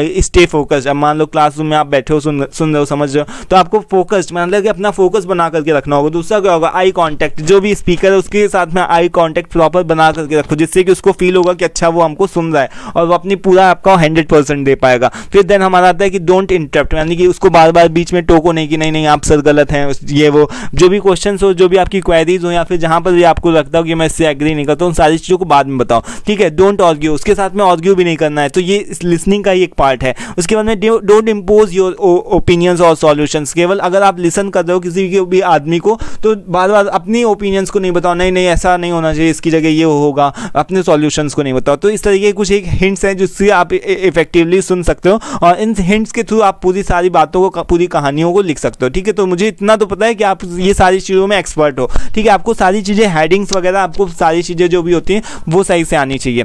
ठीक है, अभी आगे देखो कि जो भी क्वेश्चंस होता है उसको आप पूछ सकते हो, उसके अलावा आप फीडबैक दे सकते हो, तभी आपका जो भी लिसनिंग होगी वो पूरी होगी। अब देखो इफेक्टिव राइटिंग की बात करें, तो इफेक्टिव राइटिंग क्या होती है दोस्तों, यानी कि लिखना अच्छी तरीके से लिखना, यानी कि गुड राइटिंग स्किल्स जो भी होती है आपको क्या करती हैं, अलाउ करती है to communicate your message with clarity and ease, मतलब कि आपकी जो भी ईज से, मतलब आसानी से आप अपनी बातों को दूसरों के साथ में क्लियरिटी के साथ में रख सकते हो, रिप्रेजेंट कर सकते हो। ठीक है, अब मान लो कि हमारा बॉस है, हमको छुट्टी पास करवानी, तो हम धीरे से उसको लिखेंगे, सर मुझे घर में ये काम है, इस तरीके से। अगर हमने अच्छी तरीके से उसको लिखा होगा, है ना, एक तरीके से पोलाइट टोन यूज़ करी होगी, या फिर अपनी बात को, समस्या को सही तरीके से बताया होगा, तो मेरा बॉस क्या करेगा, मुझे छुट्टी देने के लिए क्या होगा, तैयार हो जाएगा। वहीं पर अगर मुझे ऐसा बोल दूँ कि नहीं मुझे तो छुट्टी चाहिए, तो वो क्या होगा, उस केस में जो भी होगा इफेक्टिवली राइटिंग नहीं हो, वहाँ पर इफेक्टिवली राइटिंग की वजह से क्या हो गया, सारा काम खेल खराब हो गया। ठीक है, तो इन बिजनेस ऑर्गेनाइजेशन डिसीजंस जो भी होते हैं, हम डिसीजंस लेते हैं, सजेशंस को देते हैं, एक दूसरे के साथ में शेयर करते हैं, रिएक्शंस को शो करते हैं, व्यूज हो गए, view documents are produce in the form of written form, है ना, यानी कि बहुत सारी चीज़ें जो भी होती हैं लिखने के ही काम से होती हैं। जैसे कि अभी भी आप सोच लो कि मान लो आपको कोई घर खरीदना हो, ज़मीन खरीदना हो, तो कोई आपको बोल करके नहीं बताएगा जब तक आपके पास में उसका कोई एक प्रूफ नहीं होगा, कागज़ नहीं होंगे, है ना। तो वही हो गया, मान लो कि आपके पास में कोई बाइक है, उसका इंश्योरेंस करवाना, तो सारी चीज़ें आपको लिख करके दी जाती हैं। तो यही हो गया हमारा लिखनिंग, यानी लिखने की इस एबिलिटी, यानी कि इफेक्टिव राइटिंग, इसी चीज़ को बोलते हैं। अब देखो हमारा इसके बाद में आता है C/C writing process. C/C writing process में क्या होता है, काफ़ी इंपॉर्टेंट क्वेश्चन बनता है कि ये कौन सा प्रोसेस होता है। इसके अंदर आपका देखो C/C राइटिंग प्रोसेस में आपका 3 फेजेस बनता है, यानी कि अगर आप लिखना अच्छी तरीके से चाहते हो तो आपको 3 फेजेस से गुजरना होता है। दैट इज़ की प्री राइटिंग, पहले आपको लिख करके देखना होता है, ट्राई करना होता है। देन राइटिंग की स्टेज होती है, आप फिर लिख करके देखते हो, यानी कि यहाँ पर प्री राइटिंग में आपको इन्फॉर्मेशन गैदर करना है। इन्फॉर्मेशन को गैदर करने के साथ में आपको चीज़ों को समझना है और उसके बेसिस पे अपनी राइटिंग, यानी कि एक रफ राइटिंग तैयार करनी होती है। और रफ राइटिंग को क्या है, उसको रिवाइजिंग, यानी कि अगर आप उसको एक फॉर्मल लुक देना चाहते हो, फॉर्मल टेस्ट देना चाहते हो, उसको रिवाइज करो, उसमें जो इतनी भी एरर्स हो, कॉमन ग्रामेटिकल वगैरह की एरर्स को, उसको सारी चीज़ों को दूर करो। अब इसके भी कुछ अलग अलग सब पार्ट्स हो गया। जैसे प्री राइटिंग स्टेज के अंदर क्या होता है, सबसे पहले आप एनालाइज करो कि आपका ऑब्जेक्टिव क्या है लिखने का। उसके बाद में एंटीसिपेटिंग में आप क्या चीज़ बताओगे कि जैसे कि आप सारी चीज़ों को, कि इस चीज़ में आप ये चीज़ बताओगे एंटीसिपेट में कि आपका जो भी यूजर, जो भी आपको सुनने वाला है, वो आपकी टॉपिक से कितना अवेयर है। मान लो लेट सपोज कि एक एग्जांपल लेते हैं, आपने सोचा कि मैं किसी एक ऐसे टॉपिक के ऊपर लिखूंगा जिसको कोई नहीं जानता, मान लो कि सेक्स के ऊपर आप लिखना चाहते हो, कि या फिर सेक्स के ऊपर आप कुछ बताना चाहते हो, तो कई लोग होंगे उसमें आपको क्या करेंगे, आपको अच्छा भी मतलब बताएंगे कि आपके बारे में, कुछ लोगों का रिएक्शन क्या होगा, पॉजिटिव होगा, कुछ लोगों का रिएक्शन जो होगा वो न्यूट्रल होगा, और कुछ लोग उसमें निगेटिव कमेंट्स भी करेंगे, है ना। तो ये आपका हो गया एंटीसिपेट, यानी कि आप अपनी ऑडियंस को एम्पैथाइज करो कि वो उनका रिएक्शन किस तरीके का होगा। ठीक है, वो आपकी जिस भी टॉपिक को आप डिलीवर करना चाहते हो वो उससे कितना फैमिलियर है। अगर वो उससे ज़्यादा फैमिलियर होंगे, ठीक है, तो आपको कम मेहनत करनी पड़ेगी। अगर कोई नया टॉपिक होगा तो उसको समझाने के लिए आपको ज़्यादा मेहनत करनी पड़ेगी इस केस में। उसके बाद में एडेप्टिंग की केस क्या होती है दोस्तों, एडेप्टिंग में यानी कि आपको अप्रोप्रिएट लैंग्वेज का भी यूज़ करना रहता है, जो भी वोकैबलरीज हैं, वोकैब्स वगैरह का अच्छी तरीके से यूज़ करना रहता है, सही तरीके से, जिसमें लैंग्वेज भी सही हो, समझने लायक हो, सभी लोग उसको आसानी से समझ सकें। तो एडेप्टिंग में इस तरीके की लैंग्वेज का यूज़ करना रहता है। अब रिसर्च, यानी रिसर्च में हमें क्या हो गया, आपको बहुत सारे डेटा को कलेक्ट करना रहता है, रिसर्च करके उसके बाद में ऑर्गेनाइज, सारी चीज़ों जो भी आपने डेटा को कलेक्ट किया उसको ऑर्गेनाइज, अच्छी तरीके से उसको ऑर्गेनाइज करो। उसके बाद में उसको फिर क्या करो, कंपोज कर दो। कंपोज करने का मतलब कि उसको एक रफ राइटिंग, उसको रफ तरीके से उसको कंपोज करो सारी चीज़ों को। उसके बाद में फिर यहाँ पर रिवाइजिंग फेज में आप क्या करोगे, सारी चीज़ों को रिवाइज करोगे, देखोगे कहाँ पर आपने कौन सी गलती करी, कंपोज किए गए पूरे मैटर को। उसके बाद में प्रूफ रीड में आप क्या करोगे, एक बार फिर से अच्छी तरीके से देखोगे और सारी चीज़ों को जहाँ पर भी करेक्शन की जरूरत होगी उस सारी चीज़ों को देखोगे, करेक्ट करोगे। और प्रूफ रीड के अंदर क्या होगा, आप किसी से, अपने एक्सपर्ट्स वगैरह से दिखा सकते हो कि अपने टीचर को दिखाओगे, देखिए सही लिखा हुआ है कि नहीं, कहाँ पर से क्या दिक्कत आ रही है। ठीक है, और उसको इवेलुएट करो, यानी कि जिस भी पर्पज़ से आपने उसको बनाया हो, जिस भी पर्पज़ से उसको आपने लिखा होगा, तो उस उद्देश्य की पूर्ति हो रही कि नहीं पूरी हो रही है। ठीक है, तो इवेलुएट यानी कि इवेलुएट करना कि आपने जिस पर्पज़ से उसको लिखा है राइटिंग को, वो आपका मकसद, वो आपका उद्देश्य पूरा हुआ, ऑब्जेक्टिव पूरा हुआ, कंप्लीट हुआ या फिर नहीं हुआ। ठीक है, तो ये चीज़ बताना। तो ये आपका C/C राइटिंग प्रोसेस है। स्टेजेस को अच्छे तरीके से ध्यान रखना और इसके साथ में इसके सब पार्ट्स जो भी अच्छे तरीके से ध्यान रखना और सारी चीज़ों को सही से बताना। इसी के साथ में आपका यूनिट 2 भी खत्म होता है। अब देखो 3rd यूनिट की बात करें तो 3rd यूनिट में हमारा क्या होता है, हमारा सबसे पहले आता है कि जो 3rd यूनिट का हमारा जो भी टॉपिक है वो क्या है कि बिजनेस लेटर्स एंड रिपोर्ट्स, यानी बिजनेस लेटर्स और रिपोर्ट्स के बारे में आपको बताना। तो इफेक्टिव बिजनेस लेटर्स क्या होते हैं। इफेक्टिव बिजनेस लेटर के अंदर आपका क्या आता है, रिटन कम्युनिकेशन आता है, यानी कि जो भी लेटर्स वगैरह लिखे होते हैं वो किस में लिखे जाते हैं, आपको रिटन कम्युनिकेशन में आता है ना। तो रिटन कोई भी लेटर आप लिखोगे, लिख करके ही बताओगे। ठीक है, उसके बाद में कंटेन्स इन्फॉर्मेशन और message send by one party to another, यानी कि बिजनेस लेटर में क्या होता है कि ये एक रिटन कम्युनिकेशन होता है और इसके साथ में एक पार्टी से एक जगह से दूसरी जगह तक हमको कोई भी चीज़ पहुँचाना होता है, कोई भी अपनी बात को बताना होता है, तो वो क्या होता है, हम लेटर के थ्रू बताते हैं। ठीक है, हम फॉर्मल वे में फॉर्मल चीज़ों को डील करने के लिए लेटर्स का यूज़ करते हैं। ठीक है, इसके बाद में यहाँ पर देखो कि helps in achieving definite purpose, जैसे कि हमको कोई भी अपना प्रोडक्ट को सेल करना हो, ठीक है, तो उस प्रोडक्ट को सेल करने के लिए हमारा लेटर्स को लिखते हैं। इसके अलावा मेकिंग एन इंक्वायरी, कोई इंक्वायरी करना हो, कोई भी इंफॉर्मेशन को सीख करना हो, कोई भी इंफॉर्मेशन को प्रोवाइड करना हो, इन सारे कामों के लिए हम क्या करते हैं, इफेक्टिव बिजनेस लेटर्स का यूज़ होता है और हम करते हैं। ठीक है, अब देखो यहाँ पर थोड़ा सा दोस्तों एडवांटेज के बारे में डिस्कस करते हैं कि इसके एडवांटेज क्या है बिजनेस लेटर के। इससे आप क्या कर सकते हो, एक अच्छी रिलेशनशिप क्रिएट कर सकते हो, सिस्टमेटिक और लॉजिकल नॉलेज आपकी जो भी होती है वो सही तरीके से आप दिखा सकते हो कि ये इस तरीके से ये पॉइंट्स होते हैं, उसको डिस्कस करके आप बता सकते हो कि ये आपको काम करना है और ये नहीं करना है, या फिर जो भी है अपने लेटर के थ्रू अपनी बात को बता सकते हो। कॉस्टली होता है क्योंकि इसमें क्या होता है, पेपर्स का भी यूज़ होता है, इलेक्ट्रॉनिक मतलब कि पेपर्स का तो यूज़ होता है बट वो इतना कॉस्टली नहीं होता। यहाँ पर कॉस्टली है, costly due to no use of electronic means, मतलब कि यहाँ पर तो जो बिजनेस लेटर होता है वो कई केसेस में कॉस्टली होता है। यहाँ पर से इसको हटा दो कि नो यूज़ ऑफ, इसको थोड़ा सा काट दो, यहाँ पर से गलत लिखा गया है कि कॉस्टली होता है, क्योंकि कॉस्टली प्रोसेस होता है। कॉस्टली इस वजह से होता है क्योंकि आपका इसमें पेन और पेपर्स भी लगते हैं और इसके साथ में आपको लिखना रहता है, कई बार आपको इंटरनेट के साथ में भी यानी ईमेल्स वगैरह को भी डील करना होता है, तो ये कॉस्टली प्रोसेस होता है। बोलने की अगर formal face to face communicate करना हो तो उसमें कॉस्टली वो प्रोसेस नहीं होगा। आपका प्रोसेस कौन सा कॉस्टली होगा, जो लिखने वाला प्रोसेस है। ठीक है, तो इसी वजह से इसको हम लोग क्या बोलते हैं, कॉस्टली प्रोसेस बोलते हैं बिजनेस लेटर्स को। ठीक है, इसके फंक्शंस क्या क्या हो गए, इसके फंक्शंस में जैसे आपका लोगों को कंप्लेन करने के लिए, आप किसी को मान लो आपको कंप्लेन है किसी भी दूसरी फर्म के साथ में या फिर किसी भी चीज़ से, तो आप क्या करोगे, उसको लेटर लिख करके बताओगे। फिर शेयरिंग इन्फॉर्मेशन, एक जगह से दूसरी जगह तक इन्फॉर्मेशन, मान लो आपने कोई टैक्स नहीं जमा किया तो उसमें क्या है, आपके पास में एक लेटर आएगा कि आपने बहुत दिनों से टैक्स नहीं जमा किया, क्यों नहीं किया। ठीक है, तो उसके अलावा यहाँ पर सिंप्लिसिटी और क्लियरनेस, यानी कि इसमें जो भी आपका इसके फंक्शंस क्या होते हैं, फंक्शंस में आपका यहाँ पर नहीं लिखना जाना चाहिए था। पॉजिटिव लैंग्वेज होती है, मतलब कि यहाँ पर फंक्शंस की जगह एक और भी आप हेडिंग डाल लेना, फंक्शंस की जगह पर ये फंक्शंस में हमारा यही दो आ गए। ठीक है, इसके अलावा और भी आप अलग अलग इसको फंक्शंस को रिप्रेजेंट कर सकते हो, जैसे अभी हम लोग आगे पीछे फंक्शंस को ही पढ़ करके आ रहे थे। ठीक है, अभी आगे यहाँ पर जहाँ से ये लिखा हुआ है सिंप्लिसिटी एंड क्लियरनेस होनी चाहिए, उसके बाद में पॉजिटिव लैंग्वेज का यूज़ होना चाहिए, एक्यूरेसी, तो ये आप इसमें इंपॉर्टेंस डालो कि इंपॉर्टेंस क्या है बिजनेस लेटर का। ठीक है, तो ये जो भी पॉइंट्स होंगे वो आपके इंपॉर्टेंस के अंदर आएंगे। ठीक है, और फंक्शंस के अंदर और भी आपके ये जैसे यही पॉइंट्स हो गए, कंप्लेन को बताने के लिए, इन्फॉर्मेशन को शेयर करने के लिए, है ना, कोई भी इंक्वायरी को करने के लिए, कोई भी इन्फॉर्मेशन को देने के लिए, इन सारी चीज़ों में आपके जो भी फंक्शंस होते हैं बिजनेस लेटर के होते हैं। ठीक है, तो आई होप कि आपको समझ में आएगा बिजनेस लेटर क्या है। इसके ऊपर मैंने डिटेल से सारी चीज़ों के बारे में डिस्कस किया है, आप देख लेना जा करके। अब देखो इसका लेआउट किस तरीके का होता है। सबसे पहले अगर आपको लेटर लिखना है तो लिखने के लिए आपको क्या करना पड़ेगा, सबसे पहले अपनी हेडिंग लिखनी होगी,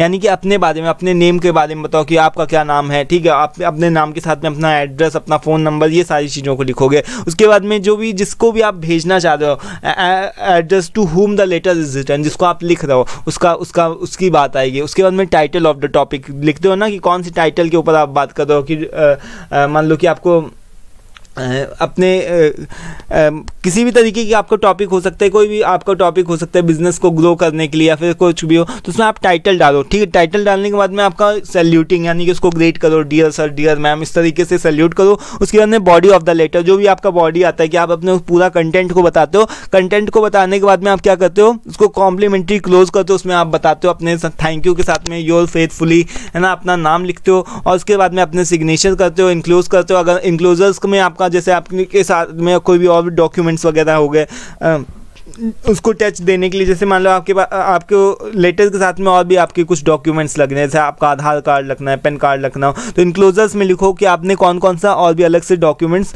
लगाए हो, तो along with some papers if it is there, अगर वो सारी डॉक्यूमेंट्स अगर आपने पोस्ट किए हो तो वो आप इनक्लोजर्स में उसको लिखो। ठीक है, और लिख करके बताओ। तो ये आपका टोटल लेआउट होता है। एक तरीके से पूछा जाता है कि लेआउट ऑफ बिजनेस लेटर होता हो, तो इन सारी चीज़ों को आपको डिटेल से मैंशन करना होगा, या फिर अलग से आपसे पूछा जा सकता है कि बिजनेस लेटर के बारे में बताओ, उसके मतलब कोई भी तरीके से आपको बोल दिया जाए कि इसके ऊपर बिजनेस लेटर लिखो, यानी कि एक लेटर लिख करके बताना होगा, तो उसके लिए भी आप तैयार हो। आपको किस तरीके से लेटर लिखना है उसके लिए मैं आपको बता दूंगा बाद में।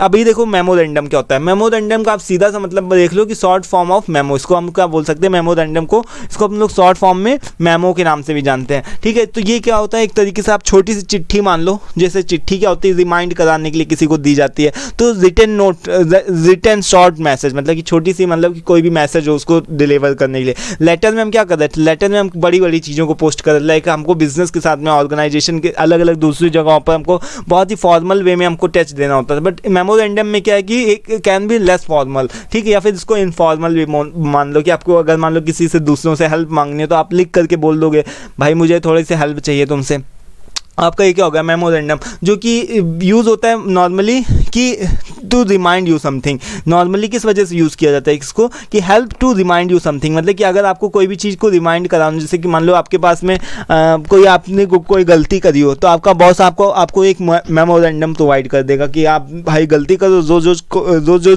कंपनी देर से आ दो, तो आपको वो क्या करेगा मेमोरेंडम, एक तरीके से लेटर तो नहीं देगा आपको, मेमोरेंडम के फॉर्म में आपको दे सकता है एक छोटा सा नोट कि आप गलती कर रहे हो और आपकी सैलरी या फिर वेजेस जो भी है कट जाएगा, तो आप अपना टाइम से रेगुलर आओ। तो इस तरीके से आपको मेमोरेंडम में आपको दिया जा सकता है। तो only exchange between the inside the word, इसको हम लोग आउटसाइड वर्ड यूज़ के लिए नहीं करते हैं, ऑर्गेनाइजेशन के अंदर ही यूज़ करते हैं। और ऑर्गेनाइजेशन से बाहर दूसरी कंपनीज के साथ में बनाने के लिए रिलेशन हमको क्या करना रहता है, वो हमको लेटर्स लिखने होते हैं। बट अगर ऑर्गेनाइजेशन के अंदर किसी भी चीज़ को आपस में कम्युनिकेट करना होता तो हम उसको लेटर के अलावा मेमोरेंडम के थ्रू भी कर सकते हैं, ठीक है। तो यहाँ पर देखो memorandum can be used for, इसमें क्या होता है कि to give instruction to the staff, मतलब कि अपने स्टाफ को इंस्ट्रक्शन देने के लिए, जैसे मैंने बताया ना कि छुट्टी बार बार वो जो हो रहा था एक एम्प्लॉय देर से आ रहा था, तो उसको आपको इन्फॉर्म करना कि तुम जो लेट से आ रहे हो तुम्हारी सैलरी काट ली जाएगी, इस तरीके से उसको इन्फॉर्म करना। टू कम्युनिकेट पॉलिसी चेंजेस, अगर मान लो कोई पॉलिसी है, मान लो 8 घंटे की शिफ्ट 12 घंटे में चेंज हो रही, तो तब पर भी आप मेमोरेंडम का यूज़ कर सकते हो,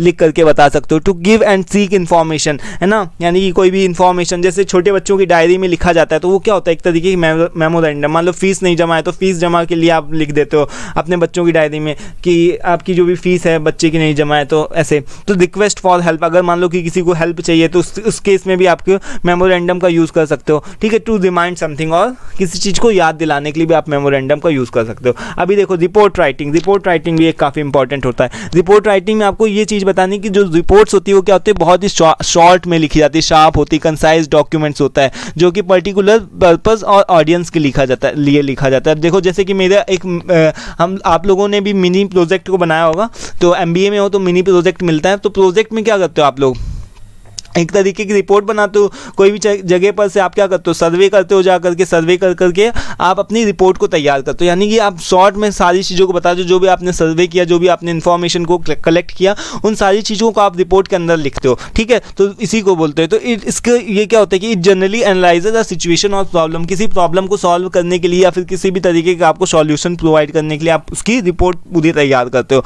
ठीक है। तो इसका पर्पस मतलब कि इसका इंपॉर्टेंस क्या क्या होता है, इसका पर्पस क्या होता है कि एक तो इन्फॉर्मेशन को प्रोवाइड करना, रिकॉर्ड को कीप करके रखना, ठीक है। मेकिंग डिसीजन में इसका कोई भी डिसीजन लेना उसके में काम आता है। इसके अलावा to provide real and detailed information, पूरी रियल और डिटेल्ड इन्फॉर्मेशन को देने के लिए भी हमको क्या है रिपोर्ट्स को तैयार किया जाता है, ठीक है। फॉर सर्वे पर्पस के लिए भी यूज़ होता है, और for provide solution most difficult problem, in cases के लिए हम क्या करते हैं, इसका ये इंपॉर्टेंस है रिपोर्ट राइटिंग का, आप लिख सकते हो, ठीक है। अब स्ट्रक्चर क्या होता है रिपोर्ट को लिखने का, इसमें सबसे पहले आपका एक कवर पेज आता है, कवर पेज के बाद में आपका क्या आता है एक्नॉलेजमेंट आता है कि आप किसको थैंक यू करना चाहोगे, अगर आपको अगर लिखना हो तो आप थैंक यू किसका करना चाहोगे, कहाँ कहाँ से आपने कौन से सोर्सेज से आपने डेटा को कलेक्ट किया है। फिर table of content, table of content में आप बताते हो कि कहाँ पर से कौन से पेज में कौन से नंबर पे आप देखो जा करके। फिर समरी आप बताते हो कि आपकी एक्चुअल में प्रॉब्लम क्या थी। उसके बाद में इंट्रोडक्शन देते हो अपनी जो भी है, जो भी आपके टाइटल हो, जो भी आपका टॉपिक होता है उससे रिलेटेड आप इंट्रोडक्शन देते हो। फिर आप समरी को डिस्कस करते हो, देन आप डिस्क्रिप्शन पे पहुंचते हो, फिर कंक्लूजन को देते हो, ठीक है। डिस्क्रिप्शन में बताने के बाद में कंक्लूजन दोगे, लिस्ट ऑफ रेफरेंसेस दोगे, कहाँ कहाँ से आपने रेफरेंस, कौन कौन सी जगह से आपने डेटा को कलेक्ट किया है, उसके बाद में अपने साइन सिग्नेचर करके उसको पोस्ट कर देते हो, ठीक है। इस तरीके से आपने यहाँ पर से हमारा क्या है कि रिपोर्ट राइटिंग भी कंप्लीट होता है। रिपोर्ट राइटिंग के बाद में हमारा आता है प्रेजेंटेशन, ये भी बहुत इंपॉर्टेंट है। प्रेजेंटेशन में क्या होता है कि act of presenting to any topic to an audience. अब मान लो कि आपको कोई भी प्रेजेंटेशन देनी है अपने रिपोर्ट से रिलेटेड, मान लो कि आपने रिपोर्ट का एक तरीके से लिख करके, बट प्रेजेंटेशन में क्या है, प्रेजेंटेशन में आपको जो भी इंफॉर्मेशन है वो बताना भी पड़ेगा, अपने आप को प्रेजेंट भी करना पड़ेगा ऑडियंस के सामने कि हम लोगों ने क्या किया क्या नहीं किया। तो वो क्या होगा, एक तरीके से मतलब कि ओरल कम्युनिकेशन के अंदर आ जाता है प्रेजेंटेशन, ठीक है। तो act of presenting topic to an audience, ठीक है। तो माइक्रोसॉफ्ट पावर पॉइंट होगा, गूगल स्लाइड्स हो गए, ये सब क्या है, प्रेजेंटेशन का ही एक क्या होगा पार्ट हो गया। जैसे मैं आप लोगों को बता रहा हूँ क्या कर रहा हूँ, प्रेजेंट कर रहा हूँ, मैंने सारी चीज़ें पहले से बना करके रखे हैं और आपके साथ में इस इन्फॉर्मेशन को डिलीवर कर रहा हूँ, ठीक है। अभी मुझे पता है कि आप लोग थोड़ा सा थक गए होंगे क्योंकि काफ़ी देर से हम लोग वीडियो को देख रहे हैं ना, तो थोड़ा सा अगर चाहो तो वीडियो पॉज करके अलग अलग जाके थोड़ा सा अपना रेस्ट कर सकते हो फिलहाल। एनीवेज यहाँ पर देखो हम लोग टाइप्स ऑफ प्रेजेंटेशन के बारे में डिस्कस करते हैं कि प्रेजेंटेशन के कौन कौन से टाइप्स होते हैं। तो इसमें एक आपका आता है कि इन्फॉर्मेटिव प्रेजेंटेशन, जैसे आपके एजुकेशनल से रिलेटेड कोई भी आपको टीचर प्रोवाइड करता है तो उससे रिलेटेड अगर कोई भी प्रेजेंटेशन है, इसमें क्या होता है टू द पॉइंट बात करी जाती है। फिर इंस्ट्रक्टिव प्रेजेंटेशन, इंस्ट्रक्टिव भी प्रेजेंटेशन जो होती है वो क्या होती है, उसमें भी जो इन्फॉर्मेशन होती है, इन्फॉर्मेशन क्या होती है ज़्यादा गहरी यानी डीप नॉलेज होती है किसी भी टॉपिक के ऊपर, ठीक है। और क्या होता है, इंस्पायर किया जाता है किसी को, यानी कि इंस्पायरेशन यानी कि एज वेल, मतलब कि किसी को इंस्पायर करना किसी चीज़ के लिए, ठीक है, डीप नॉलेज देना और इसको इंस्पायर भी करना। उसके बाद में पर्सुएटिव प्रेजेंटेशन, पर्सुएटिव प्रेजेंटेशन क्या होती है, कोई भी तरीके का एक प्रॉब्लम ली जाती है और उस प्रॉब्लम को सॉल्व किया जाता है, उसके अलग अलग सॉल्यूशंस बताए जाते हैं। जैसे आपका मिनी प्रोजेक्ट में क्या होगा, आपने एक प्रॉब्लम को लिया होगा कि यह एक प्रॉब्लम है ना, कि इस तरीके से लोगों का, मान लो कि आपने देखा होगा कि एक्सीडेंट्स होते हैं तो क्यों होते हैं, ये प्रॉब्लम हो गया, और आप कौन से प्रॉब्लम को किस तरीके से सॉल्व करना चाहते हो, इस चीज़ के ऊपर आपने क्या किया होगा, प्रेजेंटेशन एक दी होगी, ठीक है। फिर आगे देखो मोटिवेशनल प्रेजेंटेशन, मोटिवेशनल का मतलब कि आप किसी को मोटिवेट करते हो, जो भी अलग अलग तरीके के मोटिवेटर्स होते हैं वो प्रेजेंटेशन देते हैं, तो इंटरेस्ट टू द ऑडियंस, मतलब कि जनरेट इंटरेस्ट, जिससे कि ऑडियंस का इंटरेस्ट जाग जाता है और वो अपने काम को अच्छे तरीके से ईमानदारी से करते हैं, ठीक है। तो ये हो गया प्रेजेंटेशन। अब देखो visual aids for presentation, visual aids कौन कौन से होते हैं, विजुअल एड्स का मतलब हुआ कि कौन कौन से थ्रू, किस किस चीज़ों के थ्रू आप प्रेजेंटेशन प्रोवाइड कर सकते हो। तो देखो include object, image, diagrams, data graphs, moving image, ये सारी जो भी चीज़ें होती हैं विजुअल एड्स के अंदर आती हैं। कि जैसे मान लो कि जो भी हम चीज़ों के थ्रू बात करें, कोई भी हमने डेटा को अगर लगा दिया अपनी पीपीटी में, कोई भी फोटो लगा दिया, इमेज लगा दिया, जिससे आप अच्छी तरीके से समझ पाओ, रिलेट कर पाओ, वही क्या हो गया, विजुअल एड्स हो गया, ठीक है। Common technology use to share visual aids, जैसे कि प्रोजेक्टर हो गया, प्रेजेंटेशन के एप्लीकेशन हो गया, व्हाइट बोर्ड के थ्रू आप क्या करते हो, अपनी बातों को शेयर करके बताते हो, प्रोजेक्टर्स के थ्रू, प्रेजेंटेशन एप्लीकेशन, तो इन सारी चीज़ों के थ्रू अपनी बातों को आप बताते हो, ठीक है। Different kinds of visual aids, जैसे आपका देखा जाए तो आपको कौन कौन से विजुअल एड्स में आ गया, आपका बोर्ड हो गया ब्लैक और व्हाइट कलर का, इसके थ्रू आपके जो टीचर्स होते हैं वो आपको बताते हैं। तो ये आपका क्या होगा, क्या अपनी बात को प्रेजेंटेशन देने के लिए कौन सी चीज़ों का यूज़ करते हो, बोर्ड का यूज़ कर सकते हो। बोर्ड के यूज़ के अलावा फ्लिप चार्ट, फ्लिप चार्ट क्या होता है, एक तरीके से ऐसा बोर्ड होता है ट्राइपॉड से, मतलब कि 3 पैर वाला होता है, और उसमें क्या होता है, एक तरीके से बोर्ड रखा होता है, इस तरीके से बोर्ड रखा होता है, और बोर्ड के ऊपर से क्या होता है, कागज को टांगा होता है, जैसे कैलेंडर होता है, तो वो बार बार आप उसको रोज दिन प्रतिदिन उसको आप चेंज कर सकते हो, ठीक है। तो फ्लिप चार्ट ये इस तरीके से हो गया। उसके बाद में ओवरहेड प्रोजेक्टर्स, यानी कि जो भी प्रोजेक्टर्स ऊपर से सर के ऊपर हमारे लगे होते हैं ना, तो वो हो गया हमारे ओवरहेड प्रोजेक्टर। और कुछ लोग होते हैं पावर पॉइंट प्रोजेक्शन, यानी कि इस तरीके से जो भी कई यूट्यूबर्स होते हैं जो अलग अलग तरीके से ऐसे पढ़ाते हैं,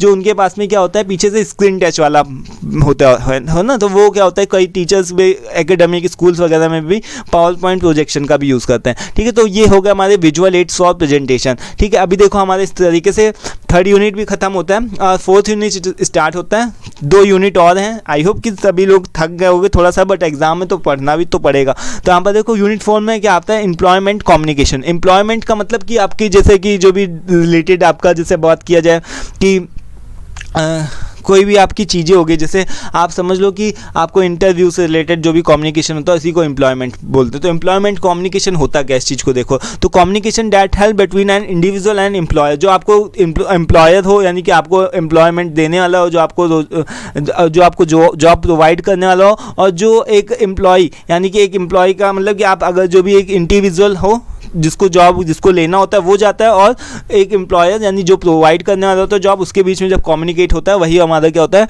एम्प्लॉयमेंट कम्युनिकेशन होता है। तो it includes giving job advertisement, job application, screening, interviews and all. ठीक है, तो इसकी टाइप्स देख लो, टाइप्स क्या क्या हो सकते हैं, जैसे कि जॉब की इंक्वायरीज करना हो, ठीक है, उसका एप्लीकेशन देना हो, ठीक है, कवर लेटर हो, यहाँ पर कैरिकुलम वेटे जिसको आप लोग रिज्यूमे भी बोलते हो, रिज्यूमे अलग होता है बट कैरिकुलम वेटे क्या होता है उसमें ज़्यादा डिटेल्ड होते हैं। इंटरव्यू के लेटर्स हो गए, रेफरेंस लेटर हो गए, अपॉइंटमेंट लेटर हो गए, ये इसके कुछ एक टाइप हो गए। ठीक है, तो टाइप्स ऑफ एम्प्लॉयमेंट कम्युनिकेशन के, इसके बारे में आप अच्छे से देख लो, स्क्रीनशॉट वगैरह ले लो। और दोस्तों अगर पीडीएफ चाहिए हो तो पीडीएफ के लिए आप व्हाट्सएप पे कांटेक्ट कर लो, आप व्हाट्सएप कर देना, मैं आप लोगों को पूरी पीडीएफ आप लोगों के साथ में शेयर कर दूंगा। ठीक है, बट ये ध्यान रखना कि पीडीएफ आपको ऐसे ही डायरेक्ट नहीं मिल जाएगी। ठीक है, उसके लिए आपको नॉर्मल से छोटे से चार्जेस होते हैं, 200-400 रुपये, ठीक है, उसको पे करना रहता है, क्योंकि अगर इस तरीके से मैं शेयर करूँगा तो उसमें क्या होगा दोस्तों, कि थोड़ा सब जगह पर इस तरीके से नहीं दिया जा सकता। ठीक है, तो इस तरह जो भी पीडीएफ होते हैं वो थोड़ी सी चार्जेबल है, उसका यही बेनिफिट रहता है कि आप अच्छी तरीके से पढ़ सकते हो। वहाँ पर से आप अगर देखो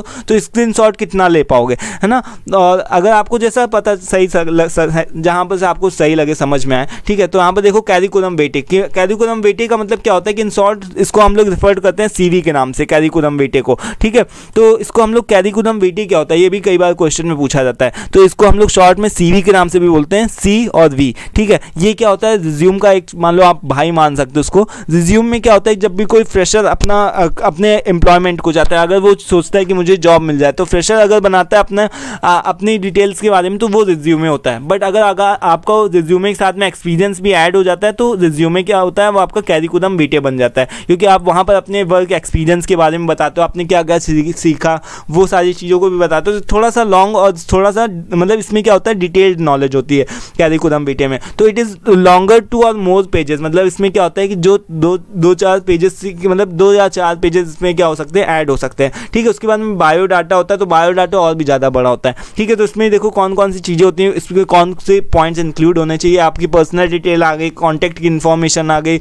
वर्क एक्सपीरियंस आ गया, उसके बाद में एम्प्लॉयमेंट की हिस्ट्री, कहाँ से जो भी आपने कहाँ आपने काम किया, वहाँ से आपने क्या चीज़ को सीखा, तो ये सारी चीज़ें आपकी हिस्ट्री आ गई, आपके एजुकेशनल बैकग्राउंड आ गया, स्किल्स आ गया, आपने कौन से कोई आपको अवार्ड मिला है का, कहीं पर से आपने कुछ जीता हो तो उसके बारे में बताओ। ठीक है, इंटरेस्ट आपका कहाँ इंटरेस्ट है, अचीवमेंट क्या है, एडिशनल डिटेल्स जैसे आपके घर परिवार से रिलेटेड आपकी मैरिटल स्टेटस, ये सारी चीज़ें आपके अंदर कैरिकुलम वेटे के अंदर आ गया। ठीक है, उसके बाद में आप देखो ग्रुप डिस्कशन की बात करते हैं। ग्रुप डिस्कशन क्या होता है, जब 2-4 लोग आपस में बैठ करके बात करते हैं, वो आपका इनफॉर्मल भी हो सकता है, फॉर्मल भी हो सकता है। तो ग्रुप डिस्कशन क्या होता है, यानी कि एक तरीके से ओरल कम्युनिकेशन का ही पार्ट होता है। इसमें स्मॉल नंबर ऑफ प्रोफेशनल्स जो भी होते हैं, अब देखो बिजनेस कम्युनिकेशन की हम बात करें तो बिजनेस कम्युनिकेशन में हम प्रोफेशनल का मतलब बिजनेस से रिलेटेड यानी फॉर्मल ही ग्रुप डिस्कशन की बात करेंगे। अब वहाँ हम दोस्तों के बारे में तो बताएंगे नहीं कि वहाँ दोस्तों में से हम लोग बात करते हैं। तो प्रोफेशनल्स की बात इस वजह से बताएगी, प्रोफेशनल इस वजह से लिखा हुआ है क्योंकि बिजनेस कम्युनिकेशन हम लोग पढ़ रहे हैं। ठीक है,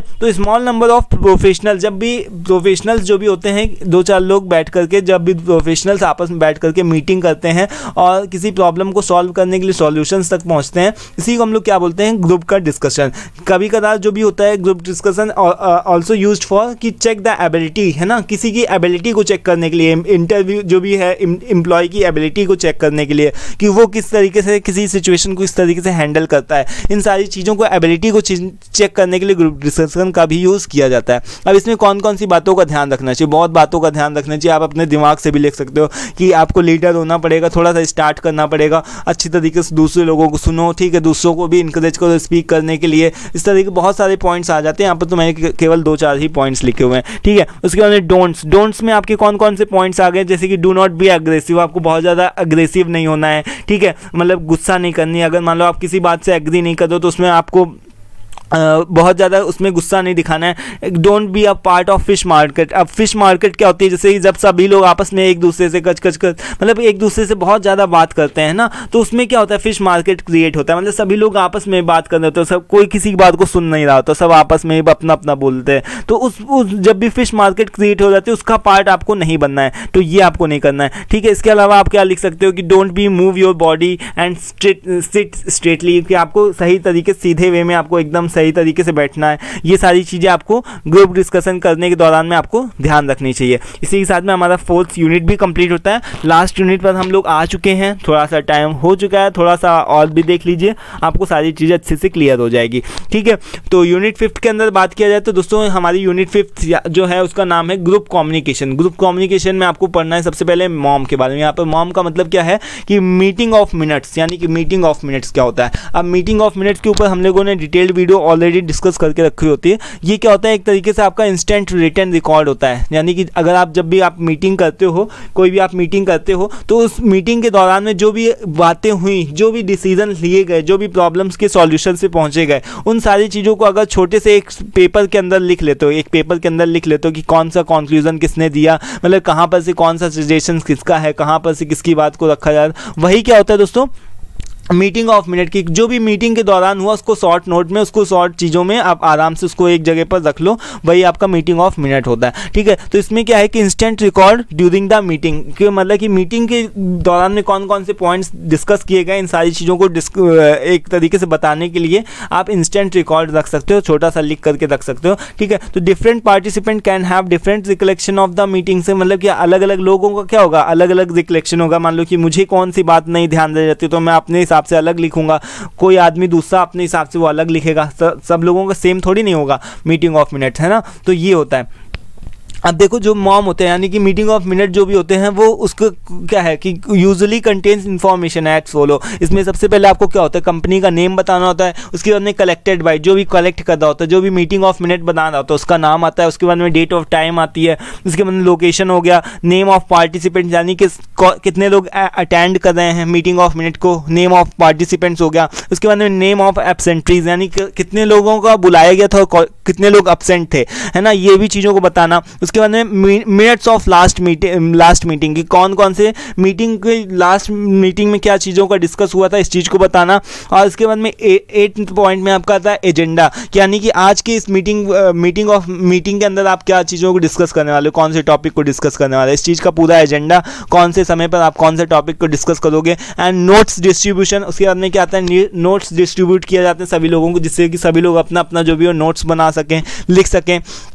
उसके बाद में की डिसीजंस लिए जाते हैं, कौन सा टास्क कौन व्यक्ति करेगा, सबको अलग अलग टास्क असाइन किए जाते हैं। उसके बाद उनकी डेडलाइन भी बताई जाती है कि कब तक की सबको जो भी है आपको टास्क पूरा करना है। उसके बाद में सजेशंस दिए जाते हैं, अगर किसी आदमी को कोई सजेशन देना होता है तो उसका नाम भी नोट किया जाता है मीटिंग ऑफ मिनट में कि इस व्यक्ति ने ये सजेशन दिया है, और उसकी डेजिग्नेशन भी बताई जाती है कि वो कौन सी पोस्ट में, मान लो कोई असिस्टेंट इंजीनियर है, कोई जूनियर इंजीनियर है, तो ये सारी चीज़ें उसके नेम के साथ में लगाई जाती है कि मान लो मिस्टर मोहन और असिस्टेंट इंजीनियर, है ना। तो सजेशंस में इस तरीके से नाम लिखा जाता है। उसके बाद में समरी ऑफ की डिस्कशन, मतलब कि पूरी मीटिंग के दौरान में जो भी पूरी समरी हो उसकी सारी चीज़ों की समरी तैयार करना, सारी चीज़ों की रिपोर्ट तैयार करना। उसके बाद में time and date of next meeting, अब नेक्स्ट मीटिंग कब होगी, ये सारी चीज़ें जो भी होती हैं मॉम यानी कि मीटिंग ऑफ मिनट के एक बहुत मतलब इंपॉर्टेंट पॉइंट्स होते हैं। इन सारी चीज़ों को अच्छे से देख लेना, समझ लेना, ठीक है।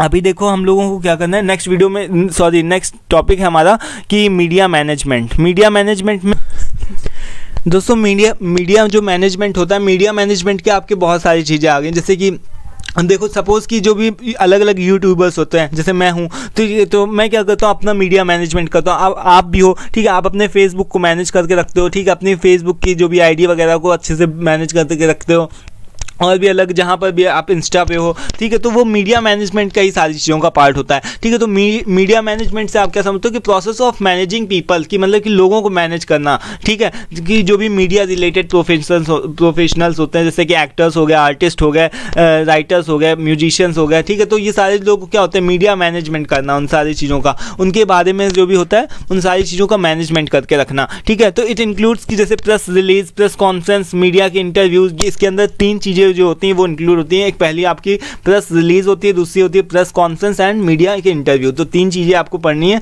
ठीक है। तो चलो अभी हम लोग यहाँ पर सबसे पहले किसको बारे में पढ़ेंगे, प्रेस रिलीज क्या होती है, ठीक है। तो प्रेस रिलीज मीडिया मैनेजमेंट के अंदर आती है, काफ़ी इंपॉर्टेंट क्वेश्चन बनता है, बार बार पूछा जाता है। प्रेस रिलीज दोस्तों क्या होती है, जैसे कि मान लो ये कोई भी एक कंपनी है, ठीक है, तो उस कंपनी को क्या करना है, अपना प्रोडक्ट को कुछ कुछ उसने नया लॉन्च किया, ठीक है, कोई नया प्रोडक्ट को लॉन्च किया, तो अब वो किस तरीके से बताएगा, अब वो कंपनी किस तरीके से बताएगी दूसरों तक की, किस तरीके से पूरी जनता तक, मतलब ये अपनी बात को पूरी लोगों तक पहुंचाएगी जाकर के कि मैंने एक नया प्रोडक्ट लॉन्च किया, आप उसको खरीदिए आइए और उस प्रोडक्ट को खरीदिए आकर के।